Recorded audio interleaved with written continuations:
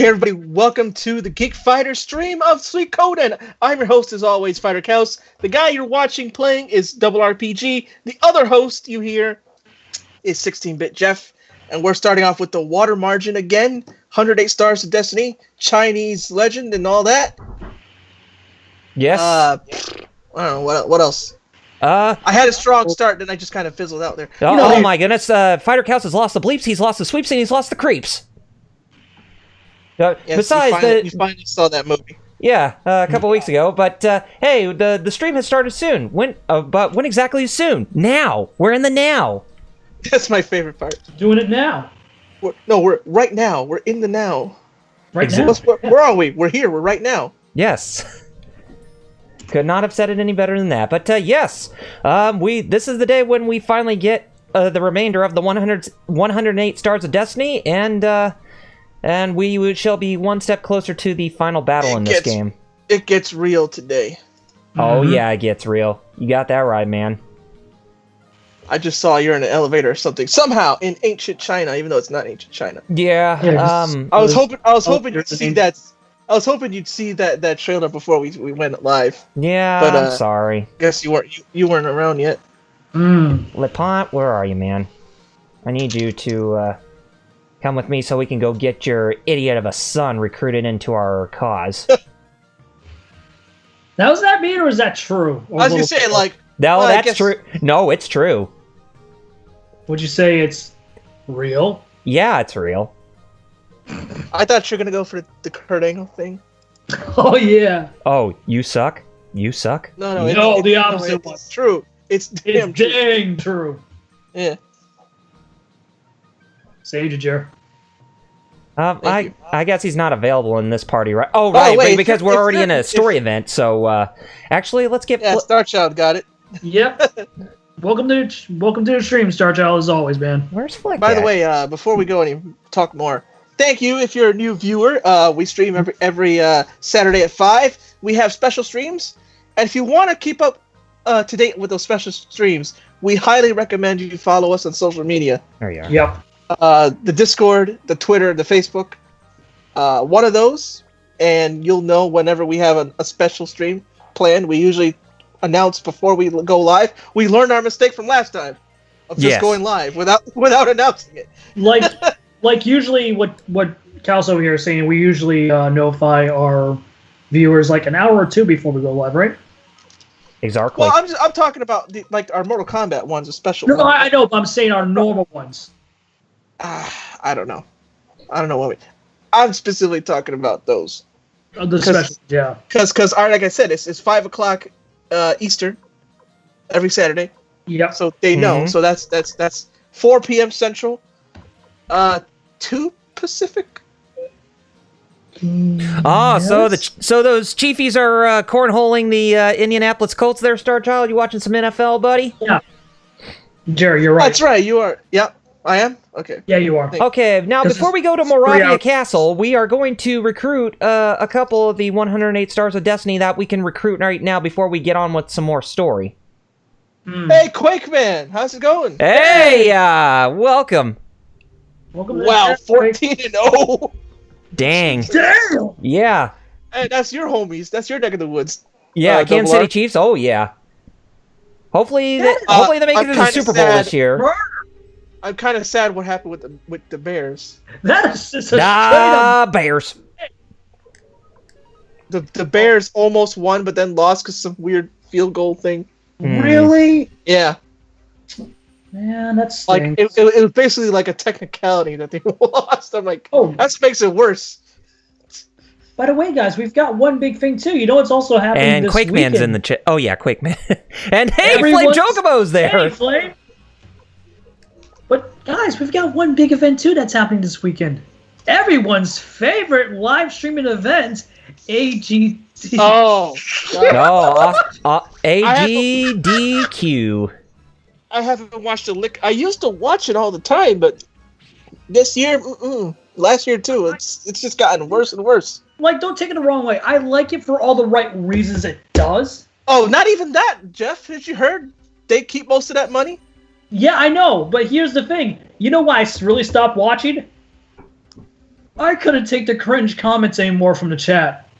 Like, yo, people say that the FGC stream monsters are bad. Just watch any of the stream monsters on a typical GDQ. Ugh. Yeah, so the chat has some things to say. QuakeMan says he's been playing FF8, which we know, and I was actually going to ask how he likes FF8 since it's yes, I like to know too. It's my personal favorite Final Fantasy. Definitely let us know, dude. The second to last good one, right, Jer? And Starchild said he was playing FF8 himself. Oh, nice. Jeff, am I starting an FF8 revitalization? I hope you are. I hope you are, man. Because this year's the 20th anniversary of Final Fantasy VIII. I know. What we see, here's the funny thing, Jerry. You and I have been friends for officially now 20 years. You remember, even when I was a kid, I never hated 8 like most people do in the fandom for some stupid reason, but it never clicked to me. You know what I mean? But the funny thing is, you kind of influenced me a couple of years back, saying like, "No, go back to it. It's actually a good game," and I actually did. As an older, more wiser adult, some stupid baby kid playing it back in the day. Mm-hmm. Like, oh crap, this is a good game. What the hell was I thinking? Look at that. Just like you, Jeff QuakeMan says here, he finished Disc 1, and all he knew before playing the game was that everybody hated it, but he's actually enjoying it very much. What I'm getting at is TLDR, anime's bad, and Japan should feel bad. Wait, what's that got to do with Final Fantasy 8? Yeah, Final Fantasy 7. Oh. Oh, because 8's pretty anime. Well, 8 does have more realistic, but it's still pretty anime. Yeah, it's still pretty anime. More sense than 7. Speaking of Final Fantasy, guys, you see this RPG right here, Suikoden, and we're talking about Final Fantasy. I'm not paid by Square Enix. I'm just letting you know right now. Thank God you're not, dude, because Final Fantasy Brave Exvius, that mobile game. Mm-hmm. Legit, it's legit good, and it legit plays and looks like Final Fantasy VI. So it's the complete opposite of all the bravest. So, yeah, exactly. But this one, they learn their mistakes. But there's only just one problem. It's a mobile game. Not really. It's actually a pretty good mobile game. Well, I know that, but I figured that it could also do well if it got a port on, like, say, the 3DS or the PlayStation Vita. Oh, true. Or even PC for that matter, but... Games that should get a port. Dragon Ball Legends should be ported. Yeah, because I saw about that. You was talking about how good DBL is, dude. It's really good, yeah. That really shocked me. The chat flame said, "Have you guys heard of bad news about Activision Blizzard?" Actually, that's good news for Bungie's part. No, what bad news? You mean the bad news that started since November 2018? Keep reading the chat. It's great. I gotta see. I know Activision got cornholed by Bungie, lol. And hey, Bad Gamer! He's not wrong. And hey, Bad Gamer! And QuakeMan's talking about 8 that he's kind of meh on the story, but he loves the mechanics of it, which is what everybody hated. But that's, again, like him, well, obviously, because when I was a kid, I actually liked the draw mechanic a lot, too. That's what made me like it. I didn't even care about the story at the time, because I was like, 9 or 10? Well, right. I mean, if you compare the draw mechanic to that of, like, say, OG Final Fantasy, it's very similar to that. Yeah, exactly. Even though you can refill if you stay at an inn, but with the draw mechanic, you still have to refill your the quantity of your magic manually. I just realized something, guys. You know how we've been seeing a rise of digital tabletop card games for mobile and tablet devices? Mm-hmm. With Hearthstone, with the one for The Witcher, I always forget his name, Gwent. Gwent, yes. Why hasn't Square Enix done a remake for Triple Triad? That or Tetramaster. But yeah, Triple Triad. Like, even people who hate 8 love Triple Triad. Like, it's perfect. Like, they're missing a freaking buttload of money, but not doing something so simple like that. Bad Gamer is happy about the news about Activision and. Yeah, but here's the thing, man. Anything releasing from the claws of Activision is great. It is, but at the same time, let's not forget that Bungie went into said clause back in 2010 after getting away with the horribleness that was Microsoft. You know what I mean? Mm-hmm. Because they would Because what Jason Schreier said, that they were literally popping champagne balls and cheering around the office, the same was said when they got away from Microsoft all those years ago and to regain their independence. You know what I mean? I'm not bashing Bungie. I just hope this time they've learned. You know what I mean? I was about to say, like, oh, you're victim blaming? No, God, no. I know. You know me. I'm the opposite. And Bad Gamer says triple triad is fun in Final Fantasy 14. Wait, I didn't even know it was in there. Yeah, me either, because I know that Final Fantasy 11 Online has Tetramaster, but after what you just said, I'm definitely getting aware of WoW and going full time on FF15. FF14. QuakeMan says about the draw mechanic. I can understand why the draw mechanic is hated, because you had to grind extra to get the spells. Yeah. But to the junction to keep good stats. But I also find it fascinating for strategic purposes. It makes you figure out who junction what and have another person use a spell unless there's an emergency. Like, yeah, that's exactly why I like it. The extra strategic part of it. But funny enough, because I see both QuakeMan and Bad Gamer still talking about it. The thing I'm really Mahjong too. I never understood Mahjong.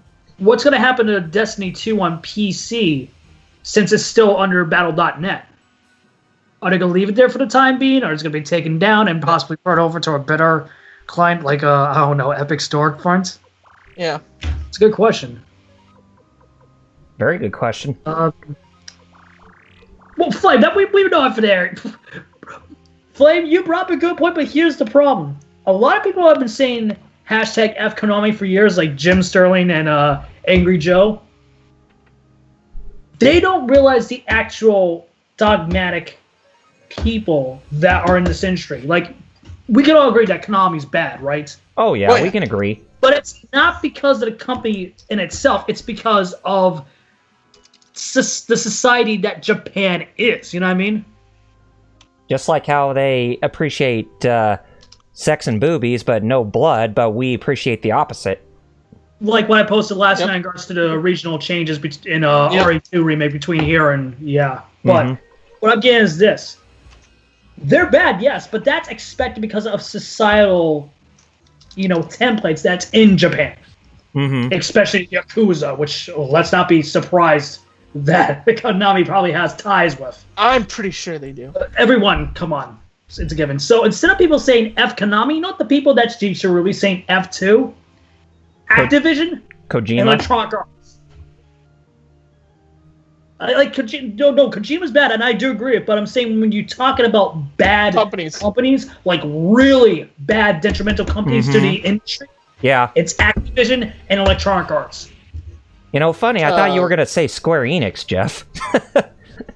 They screwed up only one side. They're doing kind of okay with the Japanese side. When it comes to us, trashed out of here. So, Jeff, read the chat. There's some interesting stuff. Which one? Well, right after Flame Chocobos. Okay, Alex, they just added Mahjong. Yeah, Mahjong. I know what it is, but I always had trouble pronouncing it. Thank you guys for 14. Star Child. Yeah, FF14 and Triple Child, like, you don't have to worry about losing your cards like in FFA2, which is good. QuakeMan, BTW, I plan to continue playing FFA tonight, like, for 3 hours, so if you want to join, you'll be able to join up. Okay, cool. Star Child, I have a bunch of the cards in 14. Bad Gamer, from what I've heard, it's still going to be up on Battle.net. And Flame Chocobo just simply said, ouch. So it's still going to be up on Battle.net for now. So that means Destiny 2, but it's going to be interesting to see when they do Destiny 3. What exactly is going on in the game right now? I just see you in a castle. I'm back at Necklord's Castle because that's where I'll get one of the characters, 108 Stars of Destiny, since I'm getting a couple of them right now. Cool. Yes. So once we get Final Fantasy 9, go ahead. Sir. And once we get him, then we'll get back to story. Oh, cool. Yes, and speaking of Final Fantasy, they announced release dates for both Final Fantasy X and X-2 HD Remaster and Final Fantasy XII: The Zodiac Age for both the Nintendo Switch and Xbox One this past week. And they come out the same day, right? No 8. Still no 8. I know, man. But then again, I'm hoping, like Kyle and many others, I hope there's an announcement of a remake this year. Speaking of ports, also, I would like to see that Star Ocean game get a port. Amnesis? You were talking about. Yeah, because I'm Amnesis? playing it. It plays really great. It's straight up action RPG. You run around and you fight. Mm-hmm. But I would love to play that with an actual controller because that's what it looks like. That's the way it plays. It plays like a straight up regular action RPG. Mm-hmm.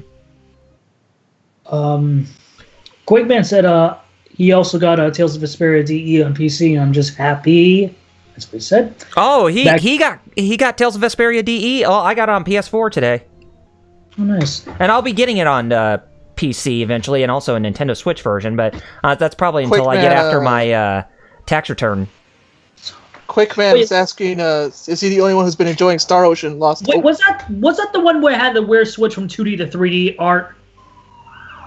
No, that was The Last Hope. Yeah, that's the one Quakeman's talking about. Wait a minute. Okay. Oh, who's been enjoying? And that's the cops. Going to West Square Enix. So yes, Star Ocean: The Last Hope. It's not my favorite, but it definitely has some good merits to it. It has its problems, but it was better. Like what you're saying is it definitely has its problems, but it's better than most JRPGs working around at that time. Mm-hmm. And if anything, I would say that the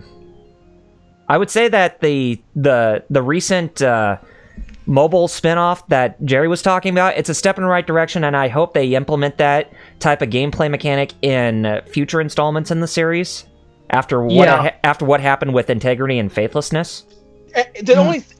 Another reason why I want Star Ocean Animesis on actual console. Those graphics, you see on screenshots I showed you. The most console games, right? They're too good for the iPad and mobile. They make my iPad hot, and my iPad is the newest one. Oh, by the way, speaking of Final Fantasy and JRPGs, they make your iPad sexy. Gamer brought up a very good point in our chat. You want to talk underrated Final Fantasy game? Final Fantasy V. Yes. But I would recommend playing the Game Boy Advance version because of it being the more fixed version. Like we were talking, like where Jerry wants a remake of 8, and I would love a remake of 9. I think we all can agree as a group that 5 desperately needs a remake, right? 5 and 6. Definitely, yes. I couldn't agree more. And I'm really surprised that Nintendo hasn't pointed up the catch for them to do it exclusively to Switch, because that would be a perfect. I know. But when you have those people who work on the Bravely Default games as well as the recent Octopath Traveler wanting to work on, more installments of the Bravely series as well as possibly a new IP, it's like, shouldn't you take a break from all those things and work on a Final Fantasy 5 and 6 remake? Yeah. Because people have been craving for those to actually become a reality. And of course, we're not talking about the mobile port that ended up on the PC because that was just horrendous garbage for both games. Yeah. Well, I mean, the same happened recently with Chrono Trigger at the beginning of last year, right? When that was released for PC, yeah, right? but it still remained its presence as a sprite-based JRPG, but they did make some improvements that actually made it much better in the long term, from what I feel. I did hear that, which is good. Mm-hmm. Because I remember you got it day one and did a stream for it. I didn't get how long. I didn't get it day one, but I did get it after they had the problems rectified, and I definitely thought it was a really enjoyable experience. Oh, I thought you were one of the people that got it at launch, dude. Nope.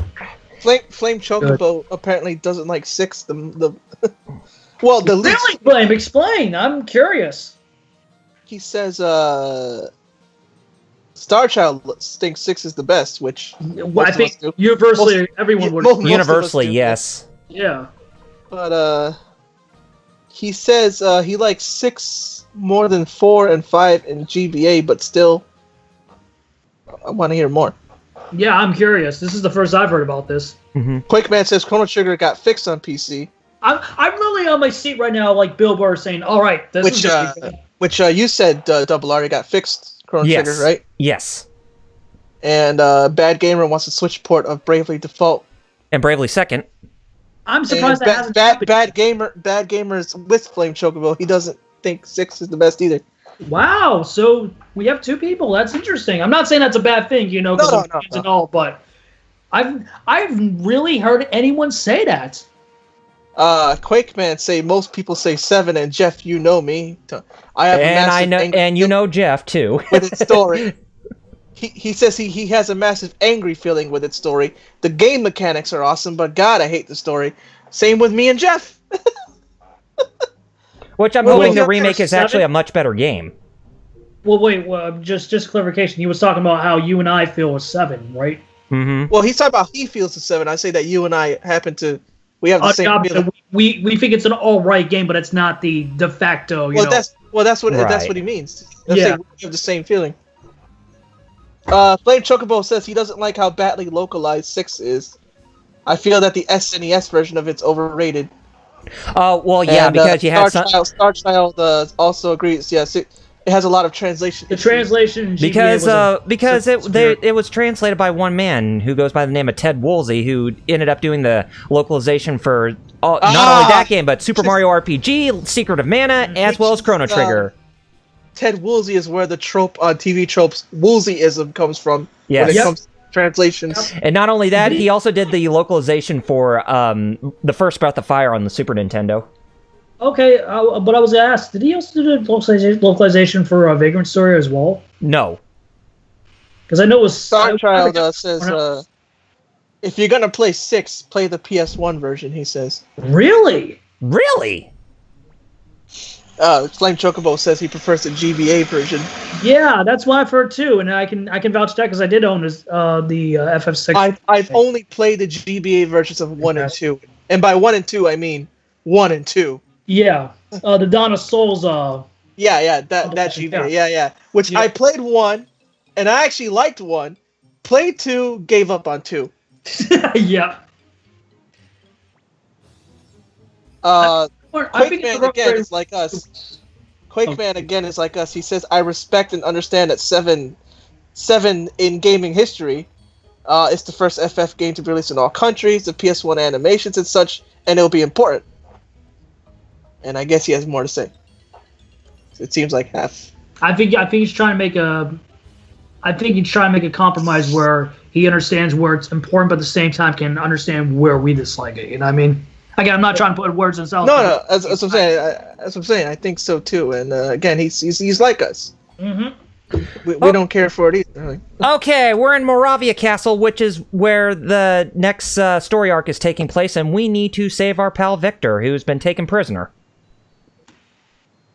Of course. Well, the thing is, if you remember at the end of, the whole Neckbeard or Necklord story arc, saying that he was going to go back to his village to tell his people that he actually defeated Necklord, but he ended up getting captured by the Imperial Army along the way. So, yes. Well, see, that's understandable. As much as I dislike 7, I can understand why Europeans would love 7 because it was their first. Like, literally the first Final Fantasy game. Mm-hmm.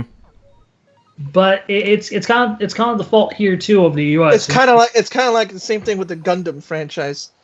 Everybody loves Wing because it was their first. It's the first, yeah. It was the first. I don't hate Wing. Yeah.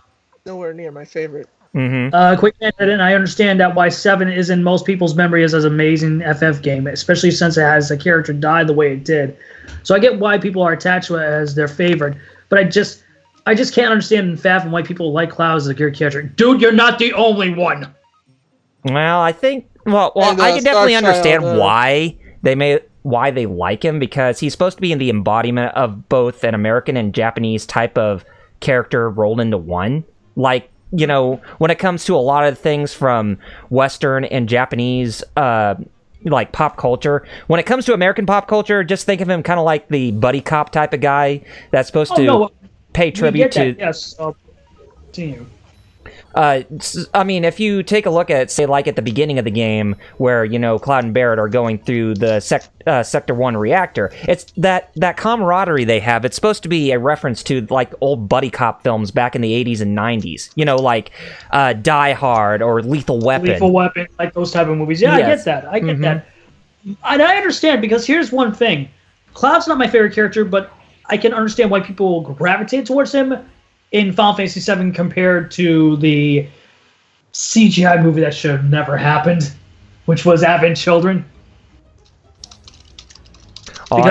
All I could say is whatever characterization he had in 7 was just not there in Advent Children. But my biggest problem with Cloud is not really to do the character itself, but more of its influence in post-JRPG games after its initial release. You know what I mean? Mm-hmm.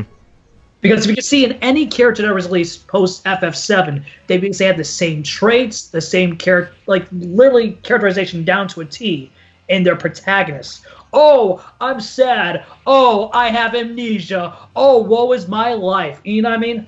Right. It's a redundant type of characterization type of trait. Anyways, the real discussion here is that Gundam 0083 is number 1. I was about to say, because he is right. He's right.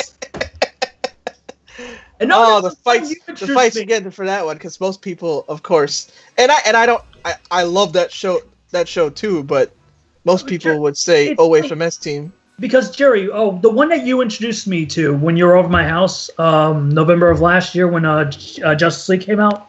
Well, I mean last year, I mean 2017. Yeah. That was Gundam Unicorn, right? Yes. That has been my favorite in a very long time. Like Unicorn was the one that pulled me back into Gundam, to be blatantly honest. Bad Gamer talking about Cloud's angst, which is funny. He misspelled it. I know. but my dyslexia with flipping the letters flipped it to the correct spelling. Exactly. So it was for once your affliction was a positive, Jerry. So look at that way. I'm not going to say he misspelled it. I'm going to say he corrected for my dyslexia. Exactly. He was technically correct, the best kind of correct. Well, I will say in defense, though, for Cloud, his portrayal in Final Fantasy VII was definitely better than Advent Children. That's why I was bringing up, because, again, I'm not the biggest fan of the character nor the game for the most part. Like, it has good ideas, but in some execution, I don't know if it's the original script, I don't know if it's translation, but when it comes off to me, it feels like it just comes off wrong, you know what I mean? Mm-hmm. Like, it feels like a jumbled up mess. Again, I'm not bashing people who like the game, like, say for yourself, you, Kyle, or one of our favorite content creators as a group, Maximilian Dude. It's his personal favorite. Right. Yeah, I'm completely fine with 7. Yeah. 7, but... If you like 7, do you? You biggest do you, boo-boo. My biggest problem with fans, I think we can all agree this as a group, and especially to the people watching either on our player right now via Twitter, Twitch, which again, thank you very much for watching. I hope you're liking the stream as well as in chats. I respect fans that they're already while they love their game, they understand the problems with it. I don't like fans who just say, "Oh, nothing's wrong with the game. The game's perfect." I mean, well, it does have problems, but I don't. But for me personally, I don't let the fanboys get to me and give my reasons as to why I like the game. Right, because I think that's my biggest problem with the industry. Funny enough, we were kind of going back to this full circle.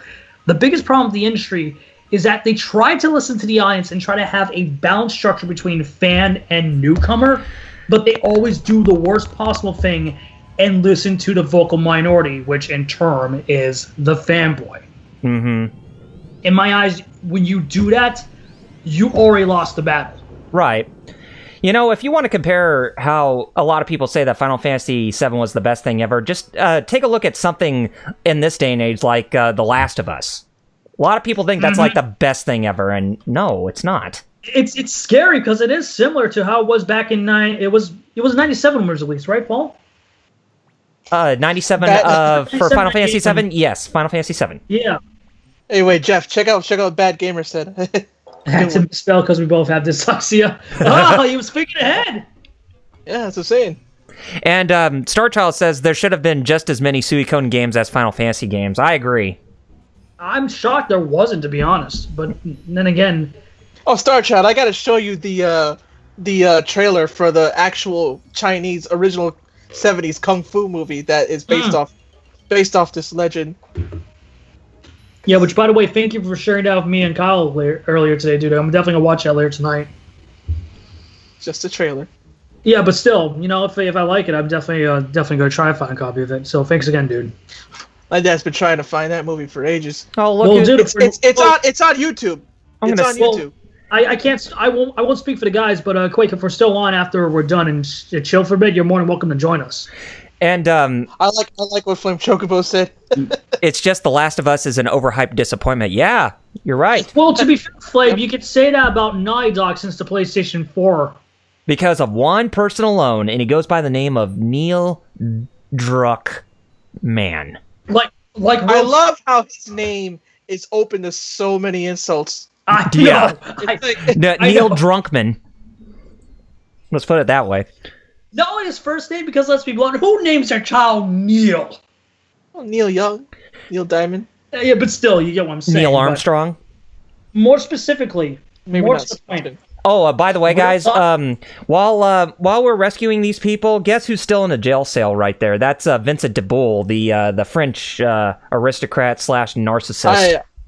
I remember him. Yes. Yeah. Yeah, and But, he's one of the 108 Stars of Destiny who we got to recruit. But the thing is that we left him in his jail cell, so we have to go back there and get him. Well, it's funny how Brett did it up because Bad Gamer also said in the chat, it doesn't help that Last of Us 2 is already shaping up to be a massive disappointment.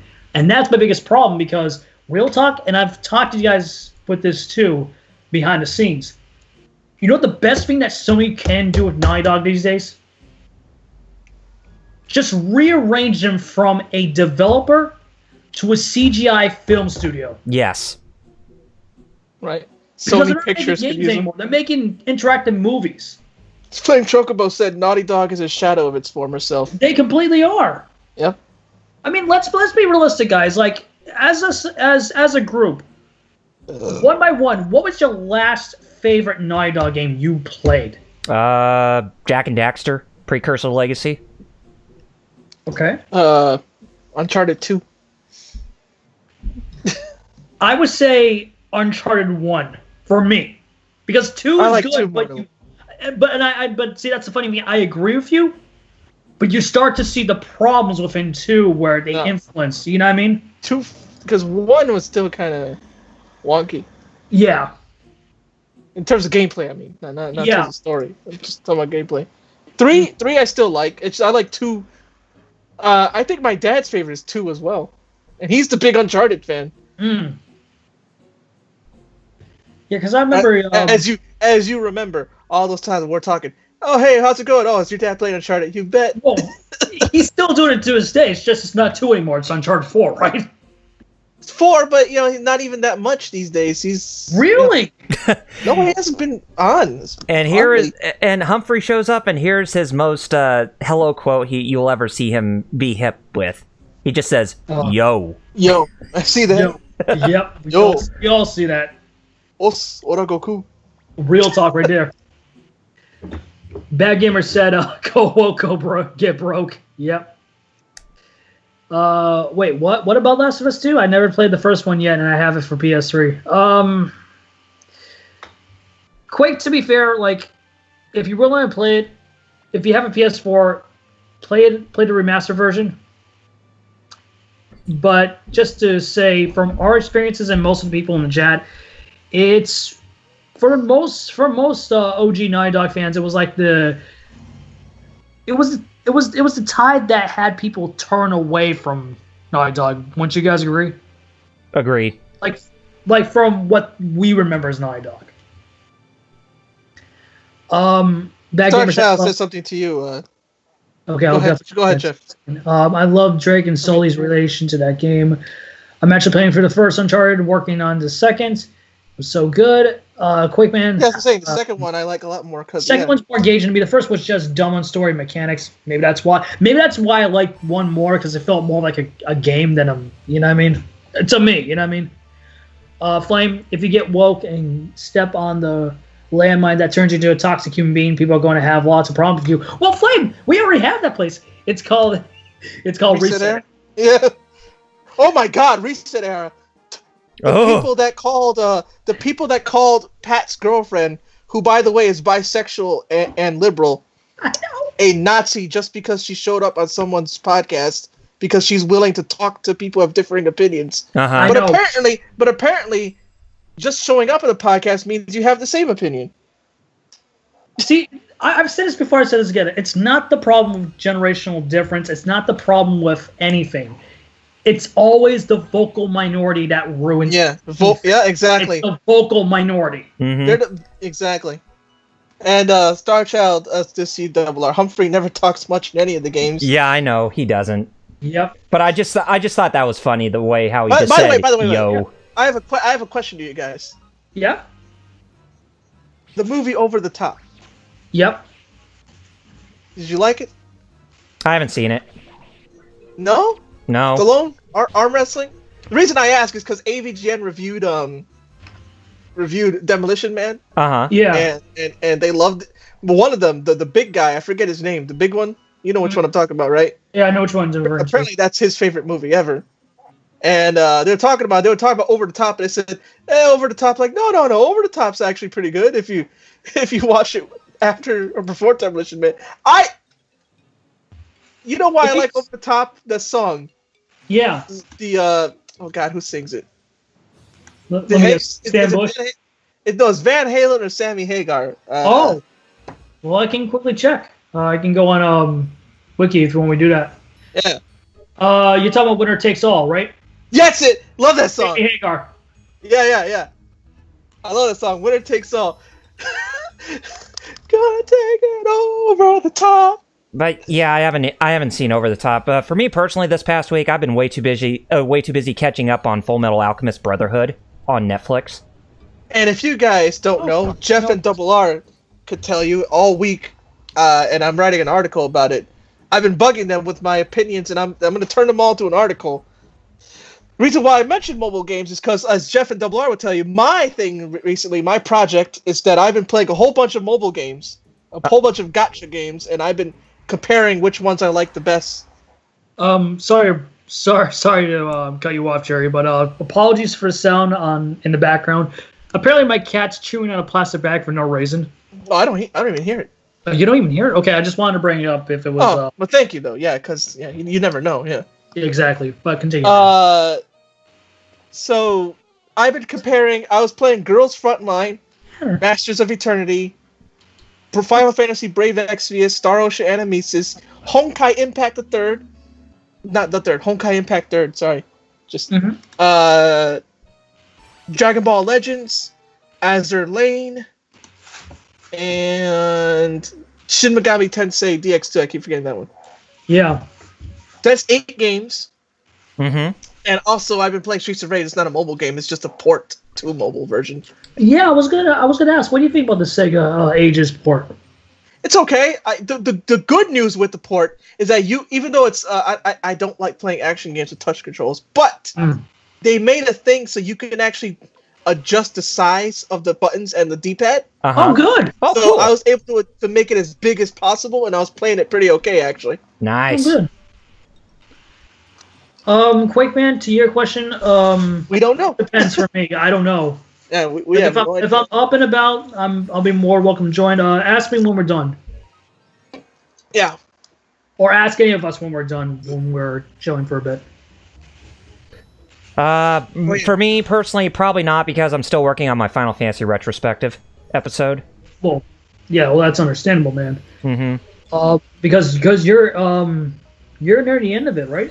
Episode 9, yes, near the end of that episode, yes. Production of it, I should say. Bad Gamer also said in the chat, Sega port effing Thunder Force 4. I agree. They did? I didn't. I got to check for that. They ported. My apologies. I didn't know that. They should really port some underrated classics like Shakon the Forever Man, or even. They did port Beyond Oasis. Mm-hmm. Oh yeah, they did. I know that. Well, no, because that's the game nobody talks about. Oh yeah, the Legend of Zelda clone, but more deals more with Arabic mythology, right? Yeah. It's called Thor something in Japan somehow. Even though it's like, but this looks Arabic, not Norse. Mm-hmm. like as a group, we all like JoJo's Bizarre Adventure, but you're more the JoJo guy in the group.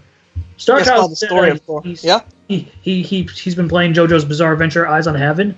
Yeah. How is Eyes on Heaven? Eyes of Heaven. Well, he's the one who played it, but I've seen it. I've seen a Let's Play of it. Okay. It's pretty good. It's basically instead of just replaying the JoJo story of whichever part, it's this like mishmash of all the characters from all the parts playing its own unique story, which that I liked. Okay. Yeah, exactly. Star Trek. It's an original story. Yep. Oh, cool. Did the creator have any? I don't know. Araki had anything to do with it. Because I know with those Bamco games, it's By the way, yeah, Beyond Oasis. By the way, like I said, even though it's Arabian in Japan, you know what its real name is? Oh, what? The Story of Thor. What? Even though it has nothing to do with Norse mythology. Oh, Japan. Yeah, I know. Oh yeah, right? it is. The plot was done by Araki. Oh, cool. So they got him to make an original story. I wish more games, especially Dragon Ball games, did that. That's what Dragon Ball Legends is actually that. It's its own story. Oh. What it is that what happened was that in the story could, like, oh no, I'm spoiling a mobile game. Right? Who cares about mobile? Exactly. The story is that it's this tournament dealing with characters from all over time and space, and the main guy is a Saiyan from the past. Each Saiyan. And you know, you go. That's why there's so many different characters from different eras and stuff. And by the way, right now there's a Broly event going on. So if you want to get that legendary Broly from the movie, get on it. I got him pretty, considering that he's a rare card. I got him pretty easily. Oh, really? Yeah. Even though he is OP'd as all hell. Oh yeah. What's hilarious is it's not only that, but I leveled him up to 300. Dang. Which is like the max of the low levels, because you have to make your character limit break to get higher levels. Mm-hmm. Yeah.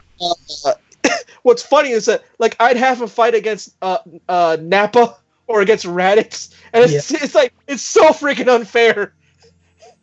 Freaking this version of Broly is stronger than Super Saiyan God, and you got him fighting friggin' Nappa as like a bug to him, and now and on top of that you tap his face and he powers up to true Berserker Super Saiyan form, or whatever they're gonna call it, and makes it even more of a stomp. I'm just like, wow. I feel bad. I feel bad for not really, but you know, a little tiny bit bad. Mm-hmm. You kind of feel sympathetic. Kind of. Oh, we got story mode going? Yes. It's basically the day before the second to last war battle. So the next battle is actually taking place, next in-game day takes place where we're going to see the jumping beans again. Oh. Flame Chocobo said Twitch Throwdown is a team he's part of. We have teams? Oh. Huh. There's Twitch teams? And heads up, Jeff, on Discord, Quake Man sending you something. All right. Thanks for the heads up. And Thunder Force 6 is one of the best Sega Genesis OSTs ever. Yep. Mm-hmm. World of Long Plays did a long play of Raiden, the original Raiden. And the OG Raiden, yes, I know what you're talking. That game I still love its soundtrack to this day. That game, believe it or not, like, you know, I talk about Sega games a lot, but Raiden is like almost right up there with my respect for that game's OST, the series, rather, the whole franchise. OST is up there with Streets of Rage, like. And if you guys don't know, my Streets of Rage is my favorite OST ever. Mm-hmm. Mm-hmm. So me saying that is kind of like, you know. Well, dude, you're Mr. Yuzo Koshiro fanboy 101, the group, huh? Well, that's what I'm talking about Raiden for. Like, yeah, it's a non-Yuzo game, but it's one I put up there with Yuzo stuff. Which, by the way, I feel bad for the Streets of Rage 4. Yeah, the shmup, Quick Man. Yeah, Raiden the shmup. Yep. Yes. Because you know what scares me? Imagine the announcement that Yuzo Koshiro is not composing. Oh God, my heart would break. Oh yeah, my heart would. Be horrible. But I'm imagine like, how much the crap that the composer is going to get. You know what I mean? Oh God, yes. Well, yeah, because he's going to be compared to Yuzo, even if he shouldn't be compared to Yuzo. He's going to be Exactly, man. Unless if it was Jake Kaufman, then I could definitely give it a pass. Yo, that would be hype. Jake would understand, the Streets of Rage style, yeah. Mm-hmm. I mean, have you heard his composition for freaking Double Dragon Neon? Double Dragon Neon figure, yes. Star Child's asking, was that guy laying down? Oh, the thief? Yes, he was. The one who was in our party when we were in Moravia Castle? Yeah, he was lying down there. So don't worry, he's not dead. Yet. Oh no, he doesn't die. I know, but I was just joking. The joke, my head. Meow. Make your NES Classic portable. That's some random YouTube suggested video. And YouTube still wonders why their site is crap. Quakeman says, good, I love that game. I have all of them on Steam right now. Even the one that has apparently a horrible rating, Raiden Legacy, which BTW is the original Raiden. The original Raiden is one of the best ones ever, yeah, I don't get that. Mm-hmm. Well, what's with Steam users? Yeah, like I said, Raiden, all of them, man. I put them up there. Somebody on World of Long Plays did a long play for it, right? And people were like, "Oh, what's this old game? Shmups. They're terrible." I'm like, "What? You shut your." I'm glad you hear me there. Yes, yeah. I just want to slug that person who said that because shoot 'em ups are classic. I mean, if you never played UN Squadron, Gradius, or if you never played any like Raiden Fighters Aces, or even the original Raiden games and that kind of stuff, or even something like those ones that Treasure put out, like Ikaruga, or even Radiant Silvergun, you are missing out on some classic stuff right there. Yep. You know what's funny? You know who loves shmups more than me? Oh. My mom. Really? Which is funny. She's not much of a gamer. She's like, I don't play games except for Mario. But all of a sudden, one of the most hardcore game types is her favorite, which is shmups. Star Child said the Neo Geo shmups were pretty good. Yes, they were. Yes, they were.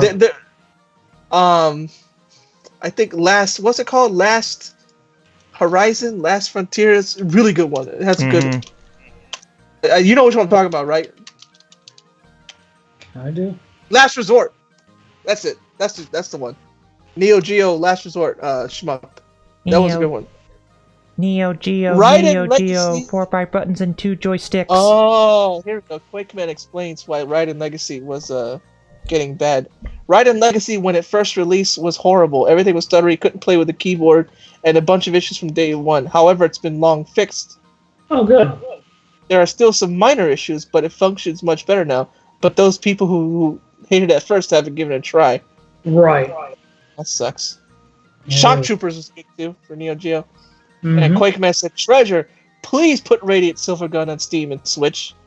You already did it on 60.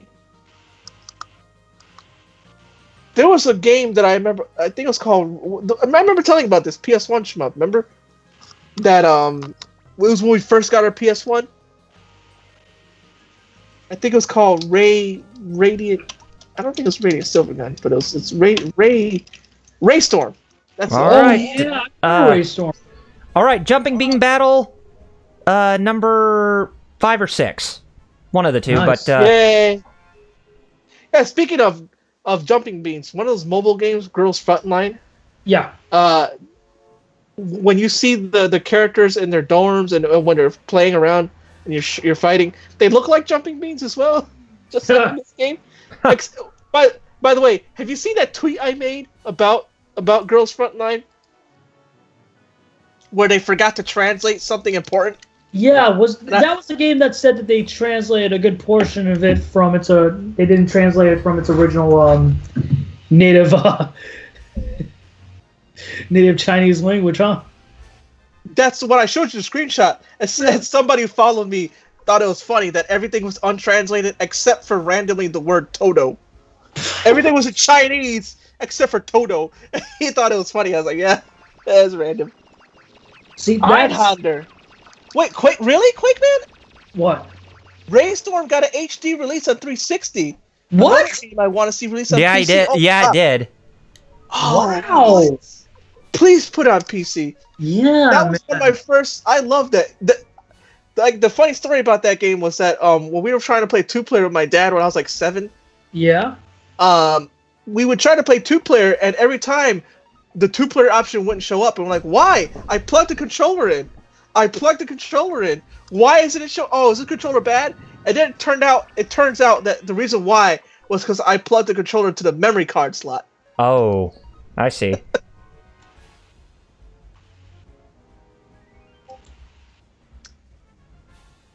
Well, you certainly killed that one, Double R. Mm-hmm. I'm just kicking ass and taking names, so I'm just doing what I do best. Star Child said, "You have more people. They have a little more people than your army, but not anymore. I see. You already decimated like most of them. Most of them. Now they have half of what you have, from what I'm seeing. Because again, Twitch stream is of course behind. Mm-hmm. Yep. Does Twitch being Twitch? Of course. I don't know which. Yeah, Star yeah, not anymore. Yeah, now they're even less. Woof, wiping them out. Now they're just going down steady. They got Bravehearted. Yeah, they did. Or want to be more modern, it was a red wedding, huh? Yeah, Raystorm. Yeah, like I said, I plugged it into the memory card slot. I was like, no wonder it wasn't showing up because it wasn't plugged in the right slot. That also reminds me of the time when I was 5 and I grabbed a copy of Sonic the Hedgehog and put it in the Super Nintendo. Wondered why it wouldn't play. Yeah, because no one told you that. Oh yeah, they're different formats. Yeah, right? Exactly. Nobody explained that to me. 5-year-old me. All right, we won that battle. Made it look like an idiot, huh? They most certainly did get brave-hearted, or cornholed, as Star Child Bot wants to say.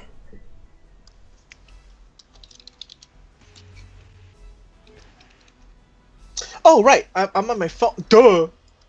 Hmm? I was going to put a link to that tweet that I made of the untranslated part in Girls Frontline. Girls Frontline, but I still have all the games on my iPad. That's still looking like the one that I might delete.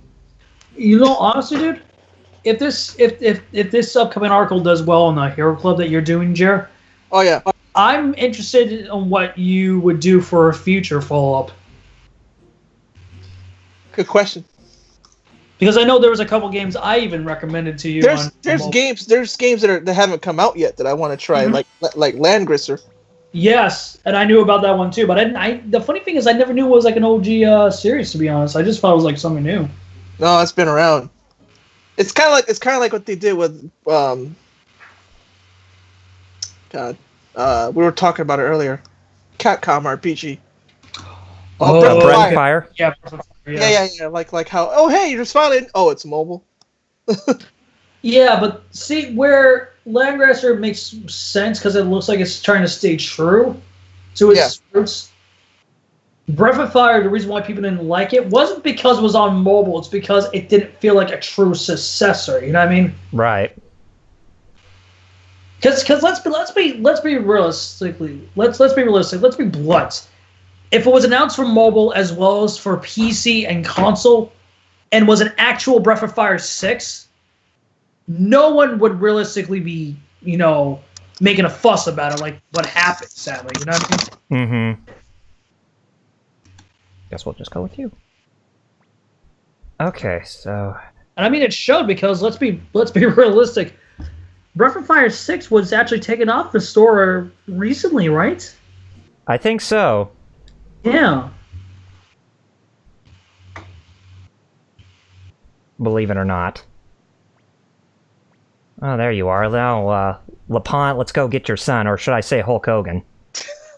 Masters of the Universe. That's what Star Child wrote. Nice. Oh, speaking of which, if you guys have a chance to, I'm going to send you guys something that I think you're going to be happy to see in TGF Skype. Okay. Not okay. I was kidding.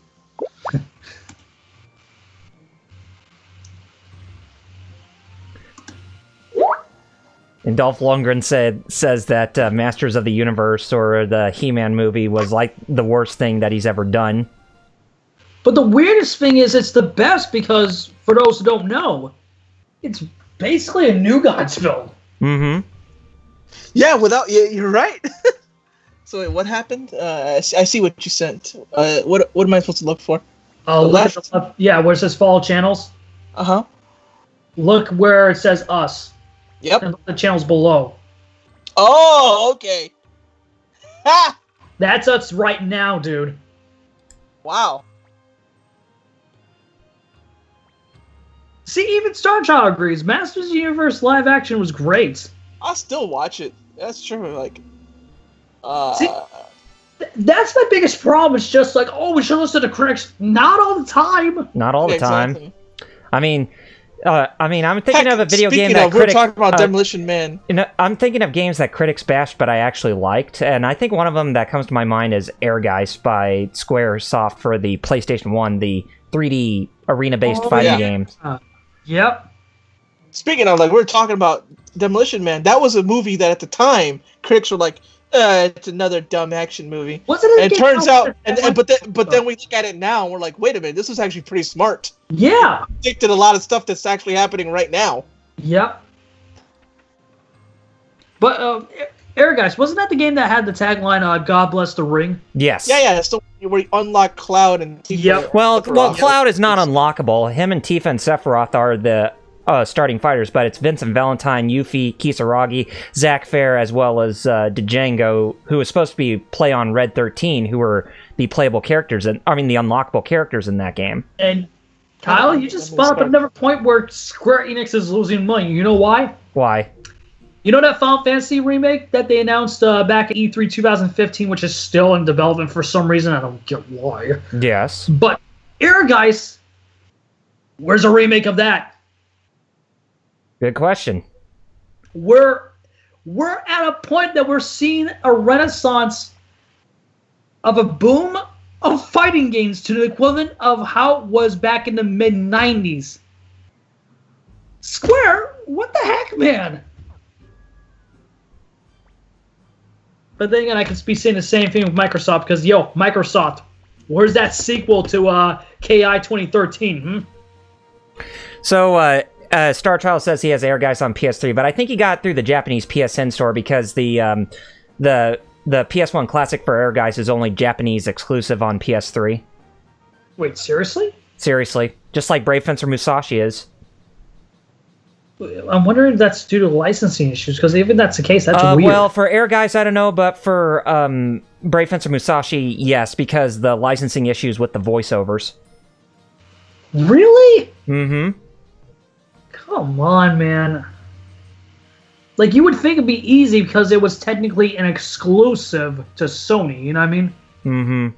Back in the day, that it wouldn't be that much of a hassle, but then again, as we know, I'm not bashing PlayStation because the PlayStation division is cool, but knowing Sony, it's been known the last couple of years that they're real penny pushers, as the best way to put it. And that's being way too generous. Especially of how I'm trying to, as you guys can say, I can be very vocal in regards to various topics. So, we should be. You know what? Here's a plan for later in the year. We should probably try to do like a late night version of this of a stream of ours, huh? Uh-huh. They really want to hear how we really talk behind the scenes, huh? Like, right, sure. If joking about that for years. Oh, if they, you know what? If they want to hear a certain song sung to the beat of D-Lo Brown's theme. It's the ultimate. Oh crap! Nobody's gonna get it. Drink out, man. Jeez.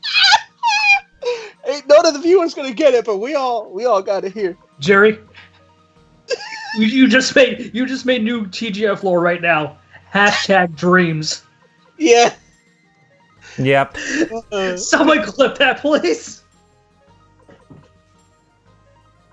You should totally do a late night D-Lo Brown stream. You smell what the Rock is baking? Yes, the Rock is baking. All right. It's making me super mad what they're doing. You know, it's with their old home country.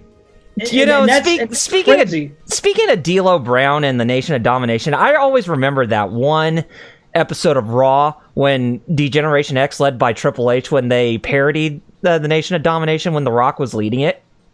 And it was Road Dogg Jesse James who was actually, who was the one who was, impersonating D'Lo Brown. And it's just, it was so funny, and how he got the character down to a T.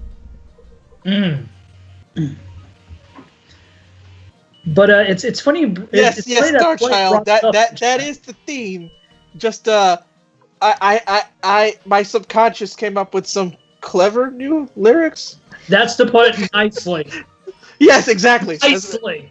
I'm trying to be as nice as I can for Twitch. Again, if you guys want to hear a late night, midnight run version of one of our streams, let us know for social media, either on Twitter or Facebook. You know the usuals. Hell, let us know for Discord as well too, which is link provided at the bottom of the page. But join after when the stream's done. But to get back what to Flame said, dude, I've been knowing you for years. We've jokingly, even before, way before Kyle joined us as a group, you and I, how many times have I jokingly called you Mr. PlayStation?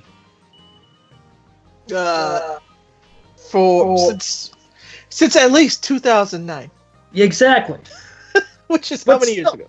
But still, even you being Mr. PlayStation of our group, you being that ticked off for Sony should be saying a lot as a longtime fan of the. Exactly.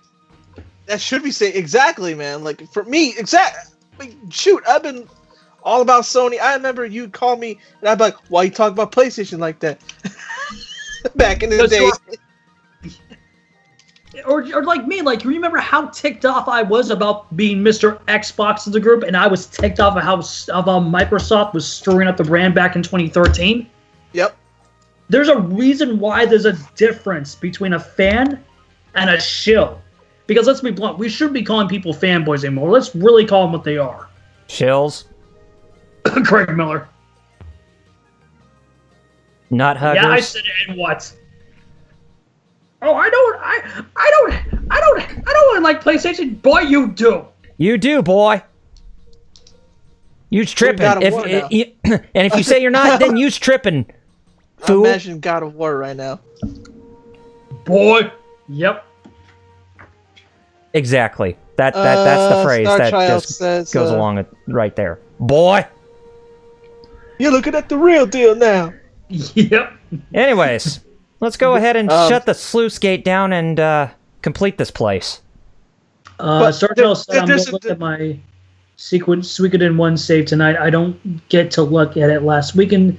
I spent most of the week watching Ronin Warriors. Dang, now that's an anime I haven't heard in years. Oh yes. Speaking of Star Child, there's some Sega love you showed. Why don't you tell the guys about your Saturn? Ooh, nice. He not only picked up a Saturn, but also other stuff. And he showed me a picture. He reads. You tell him, Star Child. Yeah, I'm actually curious because it's your Saturn. As the guys know here, one of my favorites consoles of all time is a Sega Saturn. Oh yeah. Especially with how those mid '90s fighting games were perfect ports on the Saturn. They were arcade perfect, pretty much. Unlike the PlayStation. Oh, it's the best console. The PlayStation couldn't even do tags in X-Men versus Street Fighter. Yeah, who knew? No, that pushed the system even too back hard. then, Sony was selling us with lies, right, Jer? Even back then, that was too much. Oh no. Yeah, nothing but net my butt, right, dude? By the way, again, I want to thank you guys so much. This is a lot more than we had last week. I know. You guys showing support like that means a lot to us. Yes, thank you. Again, to anyone who likes, enjoys, and views our streams, thank you very much. If you like and want to continue watching our streams, please click the ball button above to be notified when we go live each and every weekend. By the way, Star Child replied, so go ahead. I've had the Saturn for a few years. I finally got games for it this week. Virtua Fighters 1 and 2. Good question. Which version of Virtua Fighter did you get? Because there's two versions. of 2 specifically, because there's one that was completely rushed to meet the launch of the Saturn. And then there's 2.1. And there's a revised one due to the rushed port. And also I wanted to jump in and say, since we're playing Suikoden, you guys know that this game got a Sega Saturn port, right?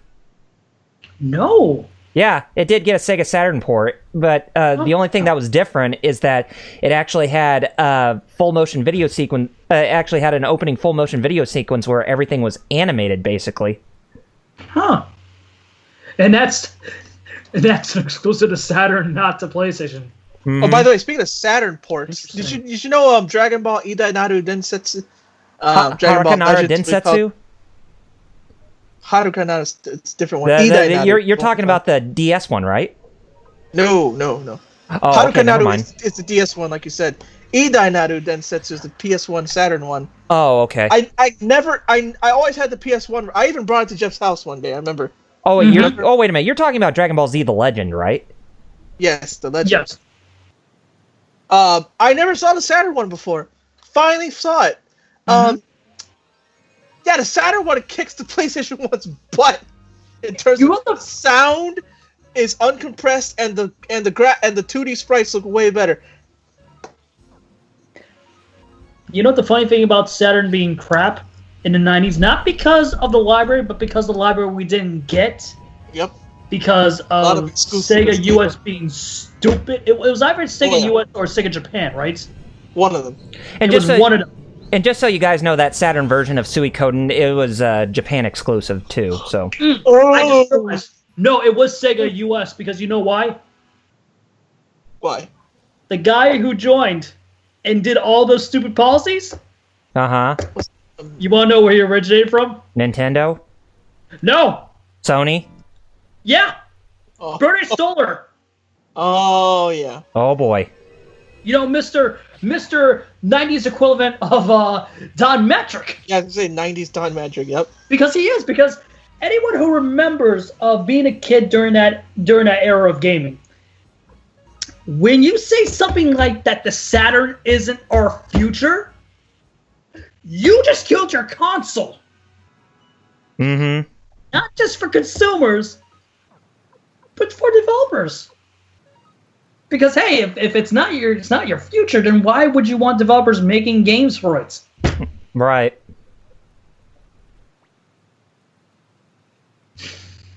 And here's our boss. It's called Shell Venus, and it's actually a clam boss. So we could just tell this boss to clam up, shall we? Yep.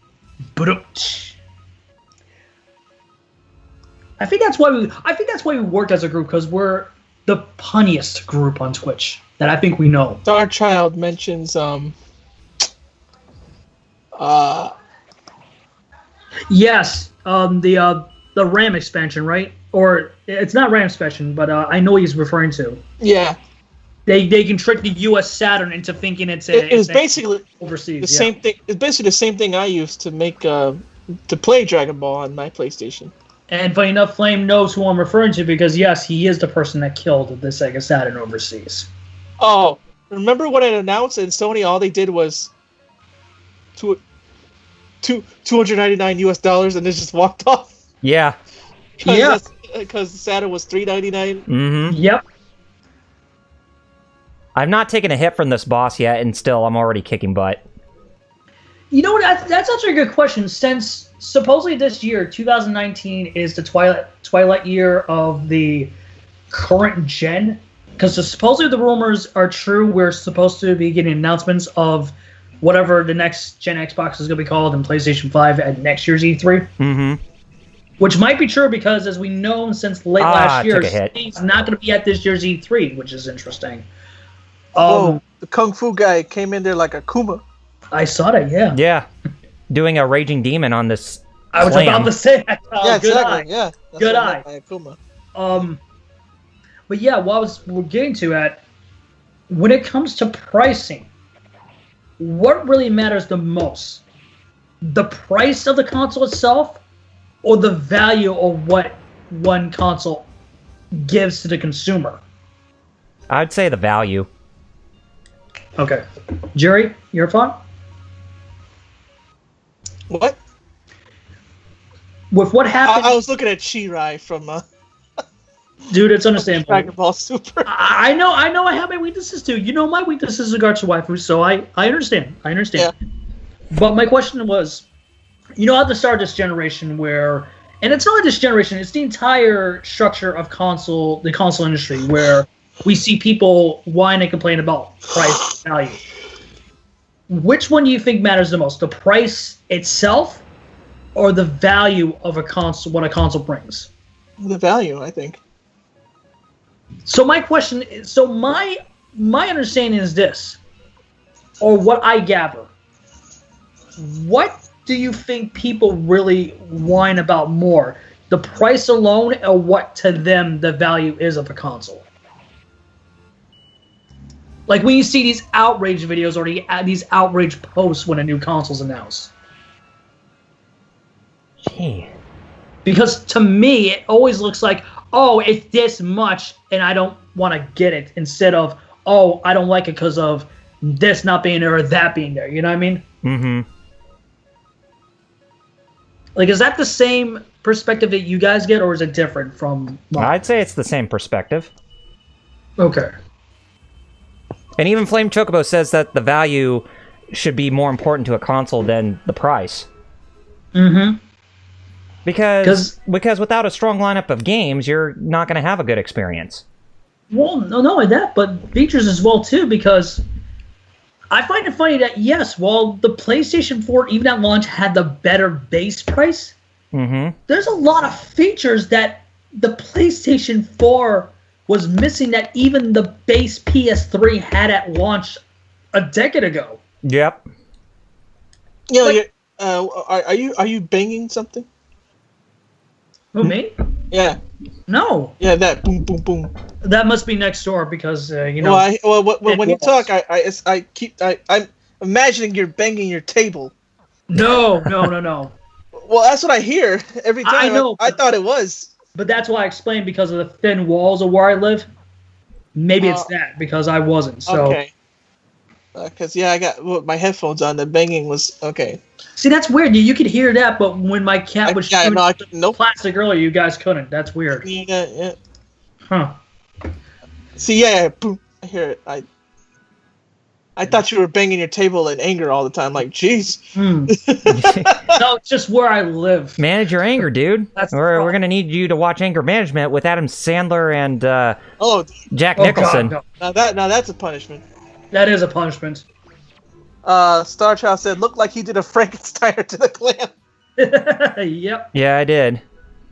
Scott said, "Because he's got no simpy from me. No simpy. No simpy.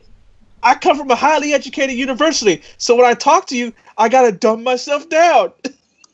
If he comes from a well-known, educated background of universities, does he also know Steiner mathematics?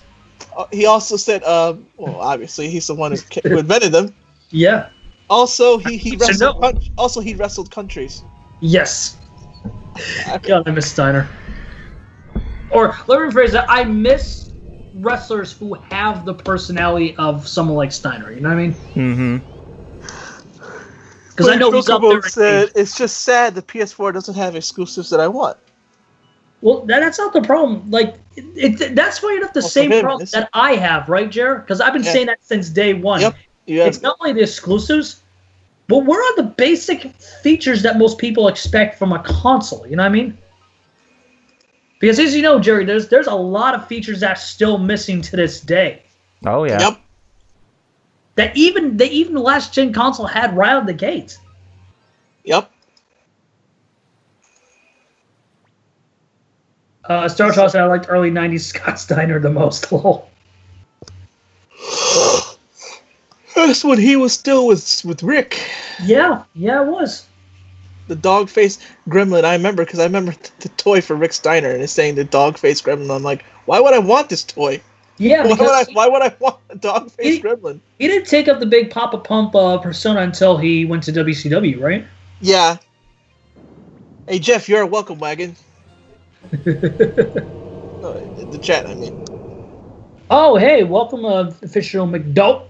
McDowell. Hey, I see we have a fellow Simpsons fan in the chat. Fellow Suikoden fan and the official McDole. Don't worry, we're gonna beat up your person who was supposed to be your mother figure in Suikoden. Right, that's oil. Totally did not look like water. Why is the oil already lit? Anyway, we're finding the last of the 5 Imperial generals, Sonya Shulin. Sonya Blade, all right. Yeah, we'll just call her Sonya Blade. Yep. Speaking of which, shameless plug. Who's excited for MK11 this Thursday? Me. Even though I have to work. I'm there. I should be. I should be there. I should be. You should be. Even if I had to go to even if I have to go to jury duty, I should still be there. Boy, howdy! If you have to go to jury duty, yo, that ain't your fault because you called. I did. That's the state's fault. Exactly, because they never sent. They still haven't sent the letters, whether confirming or denying. But that's the weird thing, because you did it on email, right? Yeah. And I did it with enough time. I didn't do it like last second. Exactly, because I expect a call through. I expect a letter via call. You know what I mean? Like what I did. Yeah. But you did it through email, right? Yeah. You should have gotten a reply back, or I should have. Or did he actually send it via spam? Because you should check that sometimes, dude. The junk. I did check the spam. Oh, you did? Okay, good. Because I know sometimes that could happen. No, yeah, exactly. That's why. Exactly. Yep. And I still haven't gotten any, which is because they have to say like either yes or no, but still you have to tell me. Hey, Star Child brought up a good one too. Red Sonja. Yep. But yeah, this lady is actually kicking my butt hard. She's hitting me hard. They said you read the chat? Yes, I am. I can bring it back up. Suikoden 1, which we're actually almost there, our finale. Yes, we are. Inching ever so close. I'm here for your first gameplay in Suikoden 1 on the name. Official. No name. Oh, official no name. That I really couldn't see because of the text. Thanks, Jer.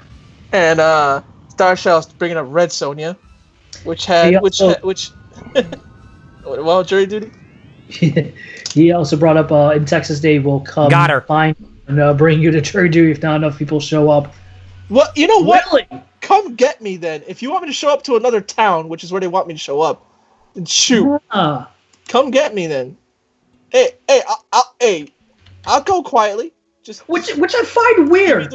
We live in both the same city. Yep. Yet I can go just simply downtown. But you have to go to a completely different place. Yeah, I don't know why. That makes no sense, man. It doesn't. It does not.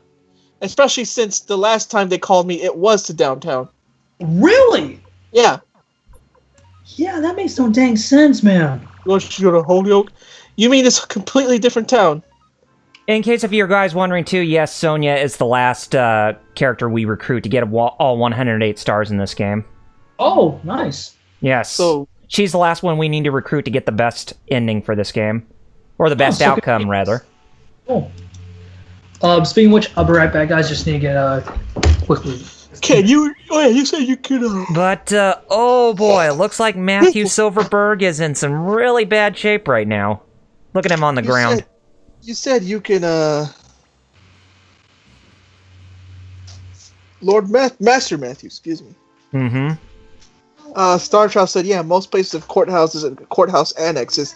It depends on which circuit court the proceedings are for. I'm guessing you've had to do this before. You actually had to sit in. I can't see the chat now, but it says, yeah, most places have courthouses and courthouse annexes. It depends on which circuit court the proceedings are for. Yeah, I know that part.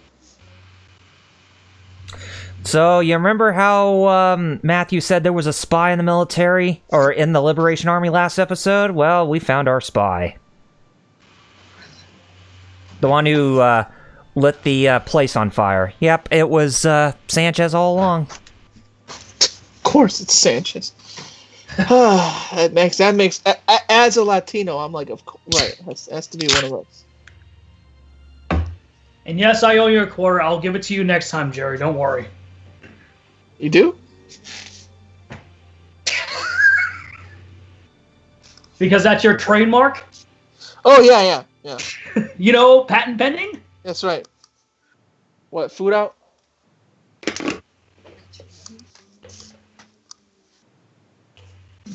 Spaghetti. Paschetti. In a can.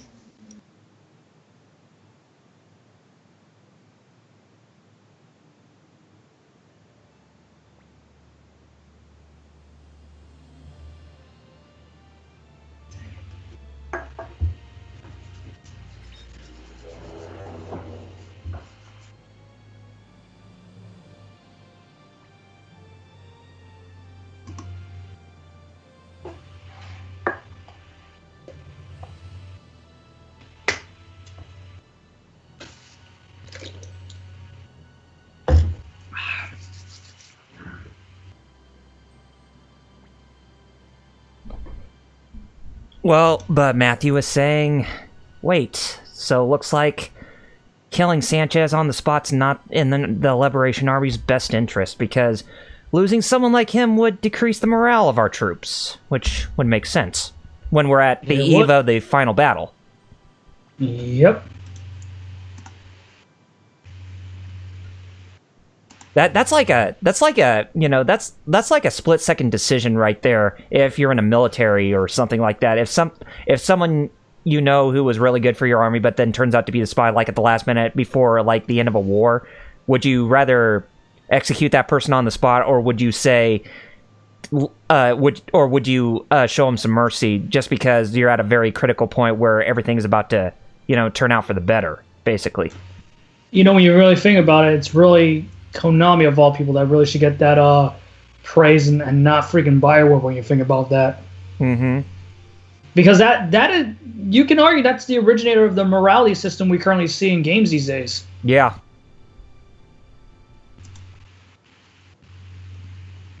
Not really. It's way before Mass Effect, to tell you true. That's what I'm saying. And to be fair, do you really want to give praise to modern Bioware these days? No, not Bioware at all. I'm just saying there's other Japanese games that have. True. I'm just trying to say, And Star Child says, "Do they shank him?" No, no, they don't shake him. He is spared. He continually said, "I would have chopped his head off," and then lied to everyone and said he died some heroic death helping someone. That way it would lower morale into hiding and fighting. That's smart. That is smart. You thought it very through. I was going to say, what about the morale? But no, that's the lie part. Yeah, that's pretty good. That's smart. It's evil, but smart. You thought it through pretty good. Again, it's evil, but it's dang smart. What a winning combination. No, I don't want to hear a Universal ad. No one does.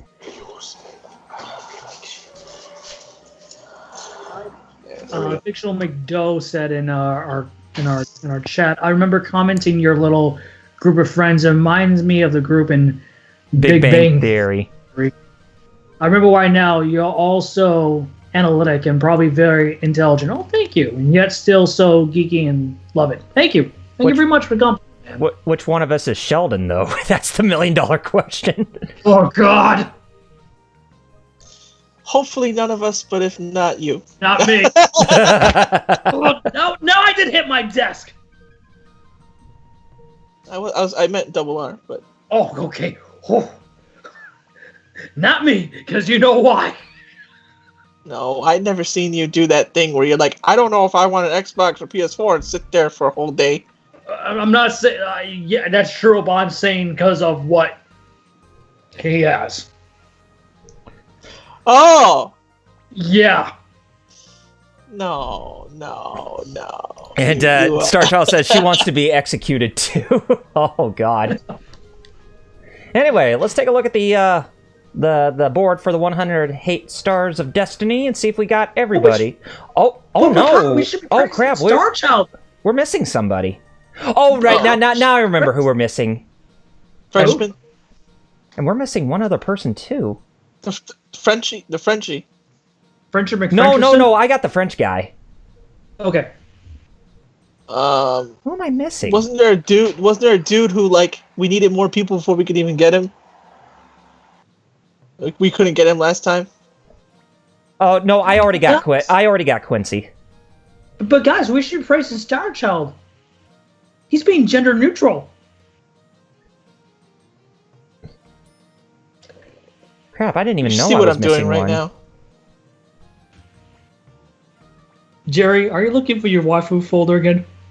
Because if you are, don't feel shame. I am right now too. Oh. Okay. Dang. See, here's the thing. At least we can admit it, right? Yes. See, us is that we do have some shred of dignity, but when it comes to full dignity, you and I don't even know what the word dignity is, right? Oh, I understand. You wouldn't want to compromise your dignity. And me and Jerry, well, me for the most part, are saying, like, what's dignity? Never heard that before. The new what's a paladin and what's a cemetery, right? When you say that. Pretty much. Even the dog agrees. Unlike with that, we're just... Star Child's trying to help you. I think Star Child helped you out. Yes, Hey, it was. I was looking it up. It is the Tensuyo star. That's correct. Okay. So is that something near the end of the game, or something you need to get on a side quest? I think it's something I need to get on a side quest. Okay. Roof. So at this point, we will definitely be done. Speaking of barking, I saw, the reason why I say speaking of is because I saw new Brooklyn Nine-Nine debut. How was the premiere? Awesome. It was good because you know what my biggest fear was. Yeah, exactly. Yeah, well, I definitely.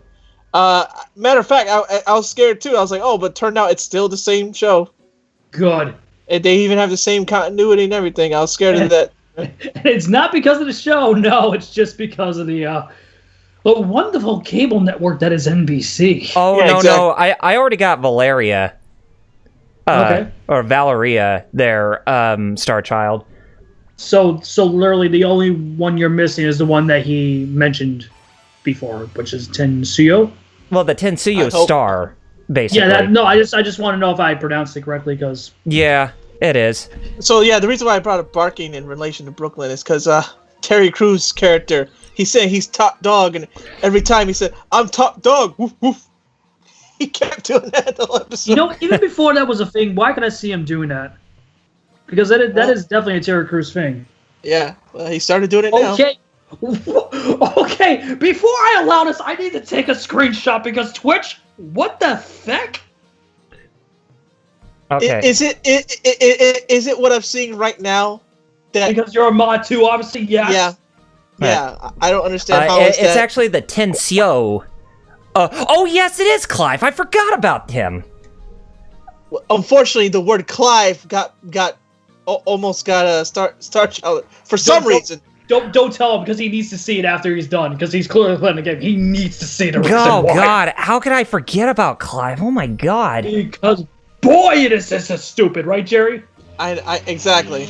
I don't understand that at all. And Clive is one of those people who actually randomly shows up. It's more RNG related. Is Clive something I've never heard of? Is that why? Because I never heard of a Clive. Clive could be a pain, to be honest.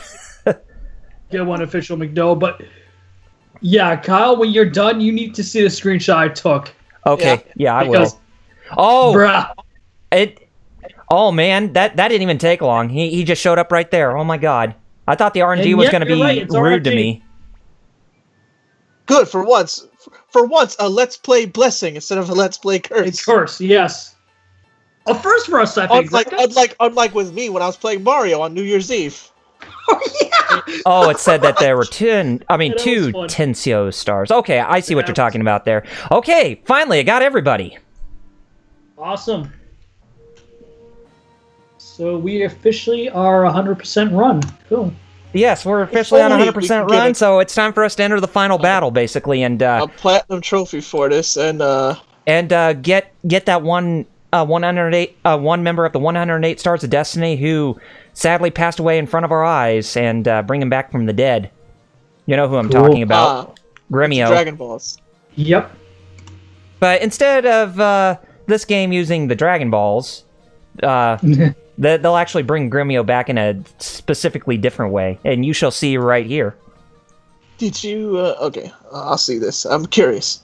Commander Tur, Chazerazade has fallen, and the way to the capital is clear. Now is the time to gather our forces and attack Greg Minster. Commander, please give the order to march forward. Oh, yes. Okay, so it's time to march to the capital, all right? Official McDoe said in our chat, always takes me decade. I think he meant to say always takes me a decade or decades. I don't know. To get that RNG, yeah. Yes. Yeah. Oh, yeah. RNGs, man. Gotta love RNGs in old G games, huh, guys? Mm-hmm. The troops are assembled, medical officer. Yeah, he said decades. You didn't have to clarify, McDowell, but thank you, nevertheless. Think of your friends, think of your families, and fight for them. Oh yeah, we will. So are we getting resurrection now? Yes, very shortly. But we're just getting some prep talk from the military leaders, basically. Let's just hope it's a good kind, and not the one that me and possibly Jerry are thinking, right, Jer? Yeah, Gil. Resurrection. Yeah, Gil. I was gonna say, gonna pull a Gil. And Leknot, the Cirrus, who can see all the events of what's happening in the games, comes to give us some final words of advice. And basically, she now explains the truth behind her and Lady Wendy. Oh, okay. Hundreds of years ago, my ancestors, the Clan of the Gate, were powerful people. But because of their power, they were massacred. Wendy and I managed to escape using the power of the Rune of the Gate. The Rune of the Gate is in fact two runes, the front and back runes, basically. Also called the entrance and exit runes. My sister carries the front rune while I carry the back rune. So Wendy, the main antagonist, carries the entrance rune while Leknot carries the exit rune, basically, of the gate rune. And their powers are connected. Then it was Wendy who tried to kill you. Yep. To increase her power, Wendy tried to take the back rune of the gate from me. That is why we got asked if any of us played Chrono Trigger. Oh yeah. Star Trigger. No, it's a story beat. I didn't want to cut Kyle off. But thank you for bringing it up, Jerry. Yeah, we have. In fact, we were talking about it earlier. Kyle, our buddy over here, actually streamed it. Yeah, but I'm still when it came out, right? Yes, but I still haven't completed it yet.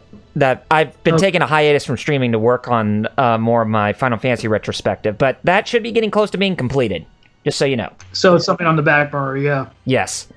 That is why I isolated myself on Magician's Island, setting up defenses and biding my time. Whoops. Get my controller back up. Official McDoe, is it worth $450? Original copy, no. No. Because it's on other platforms. The best one I would say, if you have a copy of PC, just get it on. Even Starchild said, nah, it ain't worth no $450. Yeah. Like, it's a great game, but if you want to... It's mainly because of the box and the box art. Yeah. Because Toriyama. That alone, yeah.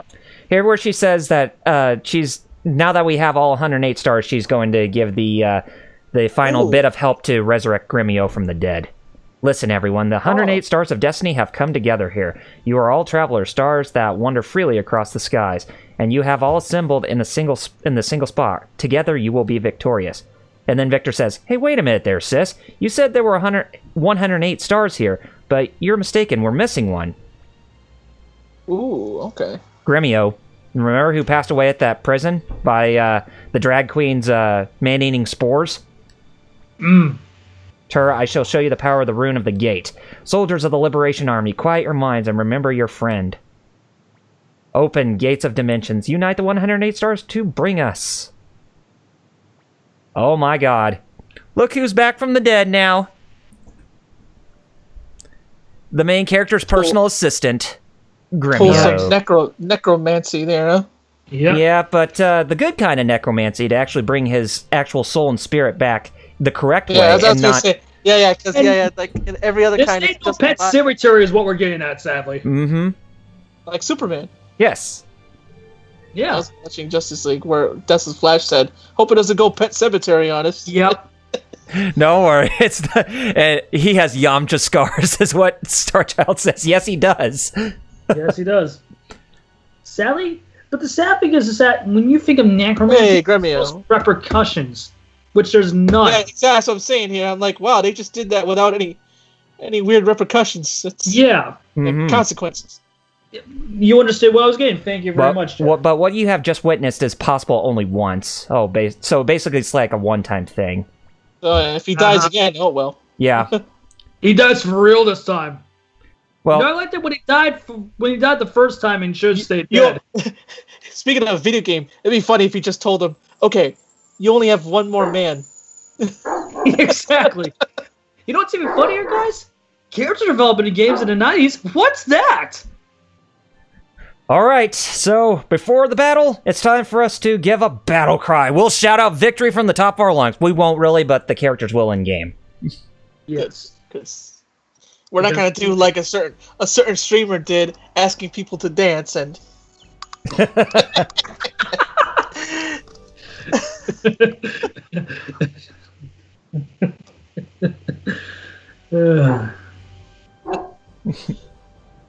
Oh, by the way, so there's somebody new in the chat, so I'm just gonna say this, and again, I'm gonna trigger both Double R and Jeff, even though you guys won't get it. I'll just say yet again, D'Lo Brown. Are you really triggering me or making me laugh? That's what I meant. Here. I meant in a good way. Yeah, not in a. Hey, I'm gonna say this. I'm gonna trigger Jerry right here. Piccolo popping bottles. So I guess my triggering with you guys is with me and my puns, huh? My trigger with you, Jeff, is the 4Kids national anthem. No, that'll be something you said earlier. I thought I was the one who posted that. Yeah, thank you. Jerry, No, your main trigger, your bigger trigger, Jerry, is Grand Tour. Yeah, that's mine. And I know eventually you'll use it against me, Kyle, because let's be blunt, that's what real best friends do to each other. What we Of do. course. That's what we do. Of course.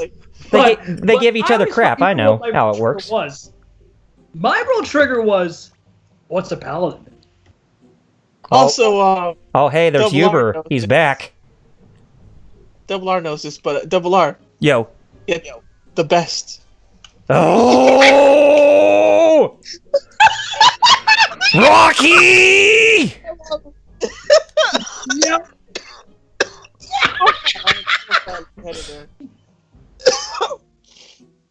Please, someone in chat clip that. Rocky! How dare you say Tyrannosaurus?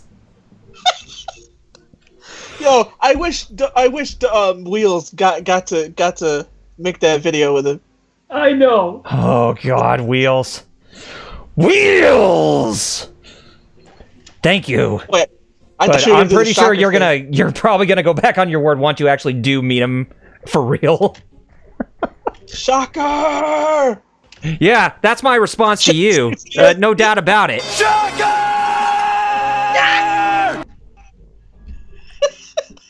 No, that's the best for all the right reasons. By the way, did you know the voice actor for Spider-Man there in that cartoon was the guy who played Greg Brady in Brady Bunch movies? Yep. Oh, the guy who played Shocker in the animated series? The guy who played Spider-Man. Oh, yeah, you mean the guy who played Prince Eric from The Little Mermaid, right? Jerry? Yeah, I just... Come on, Jeff. We're streaming.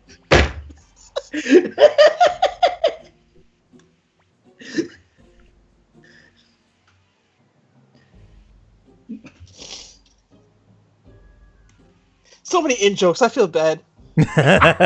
Should you? Our viewers... We gotta do something Yes, we should. about that. New Year's resolution: we make a late night war for our fellow viewers. How's that? I hope somebody made that clip of where I said Rocky off the top of my lungs in anger. Yes, that was amazing. Oh man, now that's a true trigger. true trigger for me, basically. Dang it, Jeff. All right. The last jumping beans battle. Piccolo popping bottles, jumping beans. Yep. Oh, speaking No way. of, I had to boss up. Remember that? That's what he said when Nintendo finally got him. Had to boss up. Mm-hmm. That's not bossing up. That's punking down. Enemy's next plan is magic attack. Okay, so basically a bow attack. So we're playing the rock paper scissors game in these war battles, as you can plainly see. Oh, nice. It's kind of like those one-on-one duels where everything's in a rock paper scissors type of conflict. Mm-hmm. Official McDole says the love I have for this game. Holy moly! Oh, I love the sequel more, McDole. And I'm really glad that game though. Yeah, it's still. I mean, the original's still a good game, but I'm just saying that sequel I enjoy a lot more for its story. When I always see the word ninja, I always reminded of that skit from Mad TV with Will Sasso. Ninjas. Do you know what I want to see? Mm-hmm. Let's do it. Let's play a Phantasy Star 3. The one. Yeah. You know why? Why? Because that one was actually pretty ahead of its time, even though people at the time didn't get it. They're like, why is this all of a sudden medieval? It turns out, if you actually play the game, you'll see that it does connect to the rest of Phantasy Star. Yeah. But nobody ever gave it a chance at the time. Mm-mm. That's the funny thing that I don't hear people bring up, is that you want to talk about a good saga, like a good OG RPG saga? Dude, Phantasy Star is phenomenal, especially the last game. Yep. Mm-hmm. Like Phantasy Star 4 was one of the best ever RPGs ever. Yeah, that's my personal favorite. Yeah, that's also mine. I just like 3 a lot too, but I just want to bring up 3 just because it doesn't get love. And knowing that, but funny enough, 4 is my favorite too. Yeah. Like how we were talking about how supposedly to the casuals that FF7 was revolutionary. Yeah. It can't be because Phantasy Star 2 did it first. Way before 7. Oh yeah. Like Simpsons did it, Phantasy Star did it. Mm-hmm. All right, we finally won that last battle. Nice. So no more jumping bean battles in this game. I was gonna second last one or the last one in the game. Oh, we did the second to last one. That was at the Battle of the Chassericide Fortress, which was the the one where we had to use the boats to go there, basically. Okay, so early in the stream. Okay. Yes. Yeah, right. I'll be back. I will be back. Dinner. So keep an eye on the stream for me. We're about ready to wrap up though, but perfect timing. So yeah, I was gonna say I guess yeah. But we got one more boss fight we need to go through before we wrap up, but it won't take long. So should I eat? Because you know how fast I am. Should I eat or should I? I'll be back. Yeah, go eat, dude.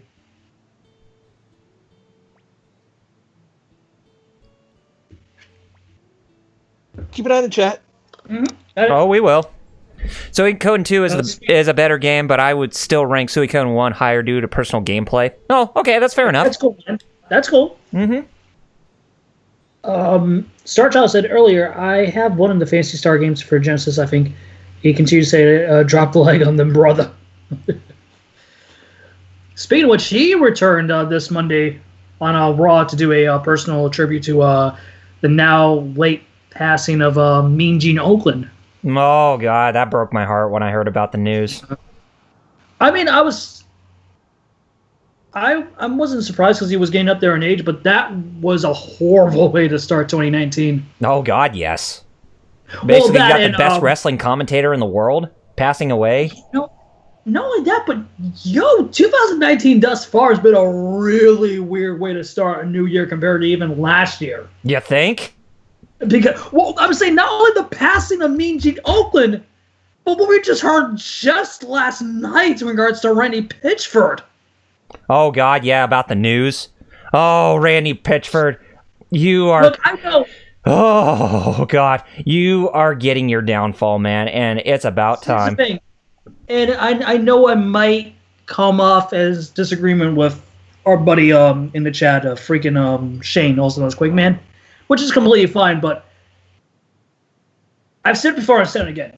Personally, I think Randy Pitchford is a complete scumbag.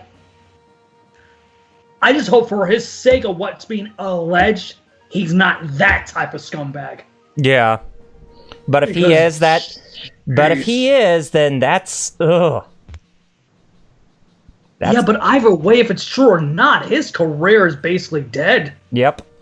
That's the horrible thing, because that's the worst thing about allegations. Either if they're true or not, especially in today's scenario, it doesn't matter either way. If they're brought out, your career's dead as water right then and there. Dead as a doornail, basically. Exactly. But here's the question. What's going to happen after this lawsuit's settled? Like, is he going to leave Gearbox? Is Gearbox going to be sold to a bigger company? It's going to disband and, well, let's be honest, some of their IPs I wish would be sold to other companies. Duke Nukem with Devolver, just saying. Yeah. Duke Nukem deserves to be in better hands than where it's currently at right now. Yeah, because me as a Duke fan, if there's one thing I've really been thinking for, I certainly wanted a film based on the character. Mm-hmm. Balls, balls, balls, balls, balls, balls of steel. Steel. I am actually not hating on the casting of John Cena, because honestly, that is the perfect cast choice for John Cena. Him as Duke? Mm-hmm. Very good choice. It's just, I didn't want a movie at all. I just wanted a new game. It didn't have to be a AAA extravaganza. It could just be a AA low-tier first-person shooter. You know what I mean? Uh-huh.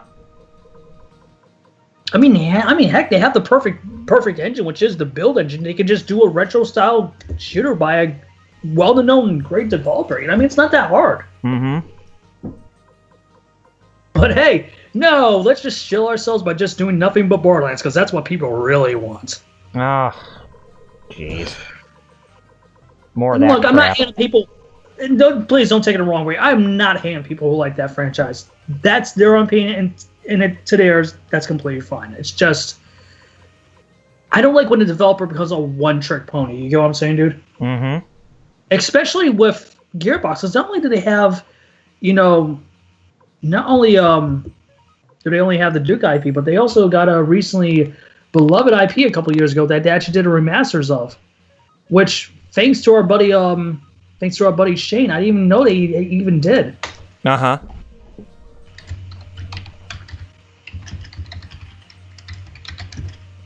Which is a Homeworld.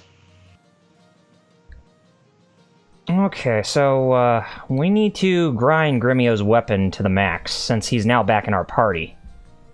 Okay. Hopefully I just have enough funds for that. He likes all the Suikoden games, but his favorites are 2 and 5. Yes, I would agree. I kind of like the characters more than the games, especially the ones that carry over to the others. Mm-hmm. Yeah, that's another thing you kind of miss too, in even more recent entries these days too, in regards to franchises. Uh-huh. A continuous timeline. Yes. A fictional McDoe stated in our chat, I mean, the majority of top lists is ranked due to personal gameplay. I would go so far as to say that majority of the impact of how you rank a game comes from how you felt while playing the game, and not how good the game actually is. But I could be wrong, of course, and probably very personal. Well, you're not wrong. I think that's the reason why... That's a funny thing, Kyle, because wouldn't you say that's kind of the problem with the industry that we're currently in right now? Yes. It's because of personal, not, doing the right things for the right reasons. Mm-hmm. I think that's the problem. Like, again, I'm not saying that having a personal attachment to games isn't the problem. It's just having the mentality that, oh, my game is perfect and has no flaws whatsoever, and basically crapping on someone for having a different opinion is the problem. You know what I mean? I can even admit that Suikoden 2 has flaws. My biggest problem with Suikoden 2 is its localization in the North American market. It felt like it was rushed when Europe actually got the more superior version of the game. Oh, really? Mm-hmm. Like and even Bad Gamer can attest to it if he's still in the chat. Right, and I imagine he would, but I didn't even know there was, because I assumed, and it's a sad thing that I assumed this because this was true in most regards, that sometimes when it comes to similar,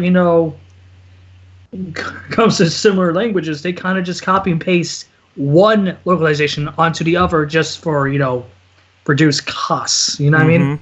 Yeah. And that's why I assumed, but no, I didn't realize that the European version was actually the better one. It's actually good to know. Thanks for letting me know, man. That's kind of like how I look at Suikoden 3. It has some stuff that really isn't explained, so I just pretend that Ghetto is George, lol. Well, I kind of have to disagree with you on that, Star Child, because George is more primarily of a really strong sword fighter who pretty much defeats his enemies using the Japanese Iato type of gameplay. Or sword technique, basically doing those one-hit strikes based on the distance between the heat of the opponents, basically. Okay. Yeah, but that's why I can't really compare the two. And another thing is that George has an eye patch in Suikoden 5, but he got rid of it at the end, and that's why you don't see him with an eye patch in Suikoden 2, basically. Oh, really? Mm-hmm. And if you play Suikoden 3, then Ghetto has the eye patch on him. Okay. And I believe your name was Stoltenheim Reinbach III. So, yeah, this is the guy who we saw at that one gate before we went to the town where Matthew was first stationed at, because we were in a really small group of just 4 people after, Lady Odessa's hideout got attacked. This was the guy who was watching. This was the guy who was watching out at the at that gate or whatever. So yeah, he's the boss who we're going up against next. Okay. Speaking in chat, Starchild said I really liked Suikoden 3, and Official McDoe continued with stating, I mean, I could easily do a list of Suikoden games, and one would be the top, but if someone would ask me which Suikoden is the best, I would say 2. That's always a great way to see it. Mm-hmm. You can see, said, I love the scene where, how's the character's name pronounced, Kyle? What? George? George, yes. Just George. Okay. Takes the eye patch. George without the E at the very end. That's what I was asking. Thank you, man. You're welcome. Starchild recently posted, 3 is a pretty weird game. There's a lot of weird stuff about the game regarding characters and continuity. Now for clarification, because I tend to forget sometimes. Oh, crap, I forgot Is 3 considered the worst one in the series, or was that 5?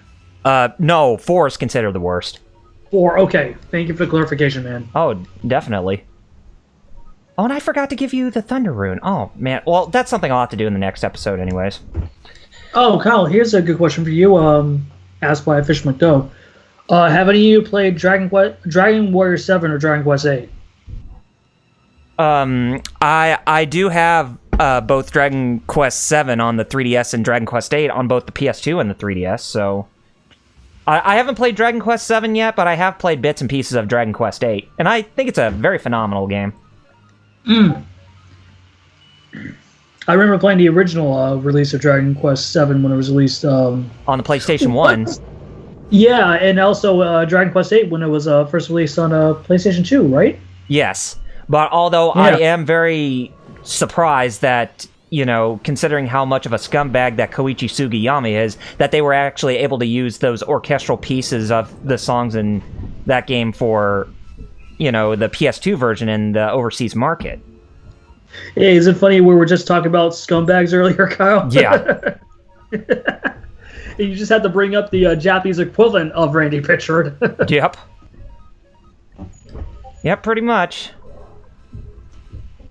I mean, I know we have, I know I've said before and I'll say it again, I know we have our problems in regards to freaking, copyright, but dang, I had never realized how bad is it overseas in Japan. Mm-hmm. Because I thought, I knew we had it bad, but jeez, compared to us, night and day when you have to look at the copyright rules of Japan, because dang. Oh, yeah.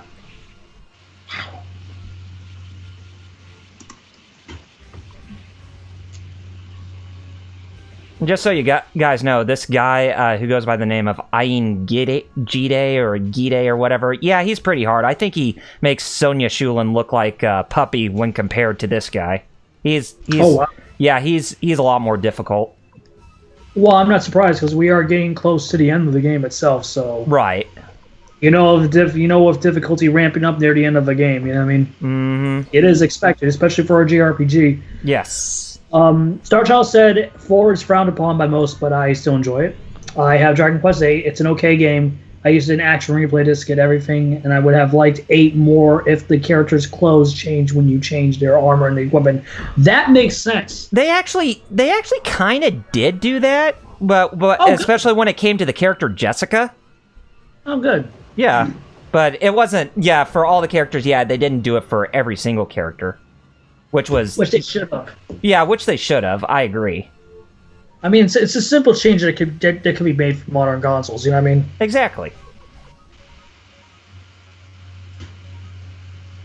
I mean, the core concept of an RPG, regardless of what we're talking about, Western or Japanese, is that you're creating your own, not only your own character, but basically your own story. You know what I mean? Mm-hmm.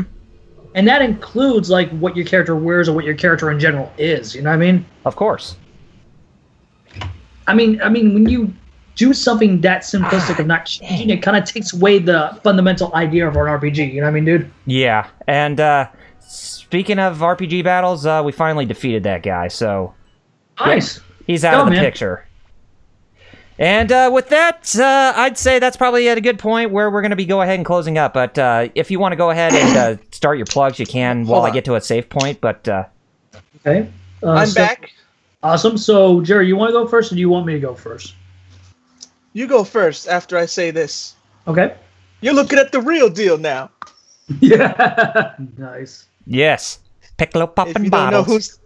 And if you don't know whose theme that is, we were talking about it earlier. Yep, D'Lo Brown. Yeah, D'Lo Brown. Shake your head from side to side when you do that, too, while you stand on top of a turnbuckle. Go ahead, Jeff. So, before I said that, Jerry, you came back at a perfect time because we're just wrapping up right now, as Kyle just stated. As for plugged, first off, thank you very much, Official McDove, for joining us. Thank you very much. I hope you enjoyed the stream that we did tonight. We always do this every Saturday. We try to every Saturday, right, guys? At 5 p.m. EST here on Twitch. 5 p.m. Eastern. Yes. 4 Central and 2 Pacific. Yep. And speaking of which, this Thursday, like how Jerry was explaining earlier, we do sprinkle in some special specified streams. And this Thursday, we'll be doing a live stream for the reveal of the upcoming release for Mortal Kombat 11, because that'll be the debut of basically the entire game of what's going to be revealed. And that will be at 1 p.m. EST our time. Just for clarification, we're not doing the entire stream, but we're doing the... Yeah, no, it's too long. Yeah, the important stuff, because let's be blunt, we're not streaming. We will not be streaming from 1 p.m. until 8 p.m. That is no. We have lives. We do that for E3, but that's it. Yeah, that's it. See, you got it. Good. But the best way to keep updated is for our various social media platforms, which is Twitter, Facebook, and even on Discord too. And honestly, that's the best way to get into contact with not only myself, yes, RPG, and Fighter Cows. Yes. Because while we're active on Twitter and Facebook, not only our respectful personal ones and even the TGF ones, I will still highly recommend that the best way to get in touch with us personally and the quickest way possible is through the Discord, which is the link provided. And thank you, Starchild, for posting that YouTube video in the comment. It's D'Lo Brown's theme. Yes. What were you going to say, Jer? I was going to say, especially since you and me have Discord on our phone, so exactly. we'll always see a message to us on Discord. And please, for which again, Jeff is saying. I also have Discord on my phone, but I haven't even activated it yet. So maybe I should. But more importantly, for anyone who is new and join in, if you want to interact with us and talk with us and chill out and talk about games or anything, again, the link is provided via that TGF icon at the bottom of the video player. where it says our Discord. So just click on it. It will just give you an auto invite, and you'll be more than ready to join us and talk with us, interact with the other people in our community. Mm-hmm. As for me, Twitter, 16-bit Jeff. That's what I mostly do besides Discord. But when it comes to my personal streams, I will be coming back this almost October. Jeez, not that long. But I'll be returning in March, and my main thing for Twitch is going to be continuing what I have been doing since I started, which is fighting games. But I'll be sprinkling in a couple of games. Specifically, I have something planned for later in the year around October. I'm not going to say what, but it is a game that I've been waiting for years. But my main focus is going to be continuing what I originally was doing, and that is fighting games. So look forward to that. Twitch.tv/16bitjeff. And that's it from my end. Jerry? Double R. Okay, I'll go next. Well, the leader for last, right? Yes, exactly. That's why I said the best. But it's the right tense. Yes. So, anyways, just so you guys know, an update on Final Fantasy Retrospective with Episode 9, which covers all the games that are in relation to Ivalice, which Final Fantasy 12 is a part of. I have been making a lot of progress this past week, and I am aiming to get that video done, hopefully by next weekend. So, but if not, then it will be shortly after that. But it is wrapping up pretty good, and I'm at a point to where I can actually finally get done with that, and where I can actually rest from doing any more retrospective videos for a little while, because there are some games like Kingdom Hearts 3 that's coming out that I really want to play, and also Resident Evil 2 Remake at some point, but who knows when I'll get around to doing that. But in terms of like live streaming, I may end up doing a continuous session of live streams on Kingdom Hearts 3 when that releases, because I've unlike some of the people in our group who like the series but don't say it's their favorite but like it for what it is, I actually really like it, and I want to see how the story of the current storyline ends, so be on the lookout for that at around the end of this month or so. But in the meantime, I probably might get on with Tales of Vesperia Definitive Edition, but who knows. But anyway, be on the lookout for that, as I will return to live streaming and also get back on track with The Legend of Heroes Trails of Cold Steel 2 at some point, and as well as Chrono Trigger on PC. But follow me on my personal feeds, which are youtube.com/RPGreviews for my YouTube videos. Also follow me on facebook.com/RPGreviews. That's my Facebook fan page. You can also follow me on twitter.com/RPGreviews, as that is also my my page on Twitter. And you can follow me on twitch.tv/RPGreviews. That's where I mostly do my live streams on. So and I will be returning back there for live streams in the coming future. So anyway, be on the lookout for that, and be on the lookout for more, or for other content that it's also coming from me in the future that you're definitely not going to find anywhere else. Had a lot of fun with you guys all today, so I'm definitely looking forward to next week when we wrap up this puppy, and then we finally get started with Sega Dreamcast games for this year of 2019, since this is the 20th anniversary of Jerry's favorite console, and we're definitely going to be spending a lot of quality time with that. Quality time with Dreamcast games, and it's definitely going to be a lot of fun. And guess what? It's thinking still. Anyway, that's it on my end. So now, the best for last. All right, so you can find me, Fighter Cows, anywhere, pretty much, on social media. I'm going to type hi in the chat. It's the same name everywhere. Mm-hmm. I'm going to type hi in the chat so you can see it. Fighter, Xaos. Twitter, Facebook, where else? And everywhere else. Just basically anywhere. And if I don't have that name, you can still search for it at whatever website it is and find me. Also, look for me on tapas.io. That's tapas, tapas.io, for my webcomics, which, those are the things that... Reading the webcomics and sharing my webcomics are what helped me get money to finally replace this old computer I have. Literally, this thing's about a decade old. So, before it dies on me, I'd like to get that replaced. Mm-hmm. And, also on Twitch, same name. I sometimes stream. You're more likely to find me doing the webcomics, so. And like they're doing with all the links, pretty much Fighter Cows everywhere. Twitter, YouTube. Well, YouTube is different, but if you search Fighter Cows, you'll find the channel. Well, because that was back in the day. You went for a completely different name. Yep. I mean, TGF wasn't even a twinkle in your eye back then. Exactly. Yeah. I was still in high school Yeah. when I first made it, and I was just a Virtua Fighter fan, so I was like, yep, let's go. So yeah, Fighter Cows, like I said, everywhere. YouTube, Twitter. Matter of fact, like they're doing, I'll link my Twitter at least. Bam. And then you can find my everything else I do through there, pretty much. Except for maybe the other side, but even then, they know what I mean by other side. Right. And My alternate brands. link to our Discord chat. Yes, thank you, Jeff. Our Discord server, my apologies. Yes, if you don't see the big red button of our TGF logo, then it's in the chat right there. Mm-hmm. And that's it for us. Pretty much, yeah. All right. So be sure you tune in next week, as I said, as we will finally complete the first Suikoden in all of its entirety with the final battle. As that final battle with that Emperor Barbarossa is very close upon us, and victory is well indeed within our grasp. So yeah, next episode we're gonna see about that Emperor. Hey, Emperor, we're going to see about you. I still had that emoji. And as Jerry would probably also say it. But anyway, so we'll see you next week, guys. To sign off on Double RPG, 16-bit Jeff. Fighter Cows. And Jerry, end it off with your most popular catchphrase, man. Well, Nimyo. Kanryo. Peace out. Piccolo popping bottles, y'all.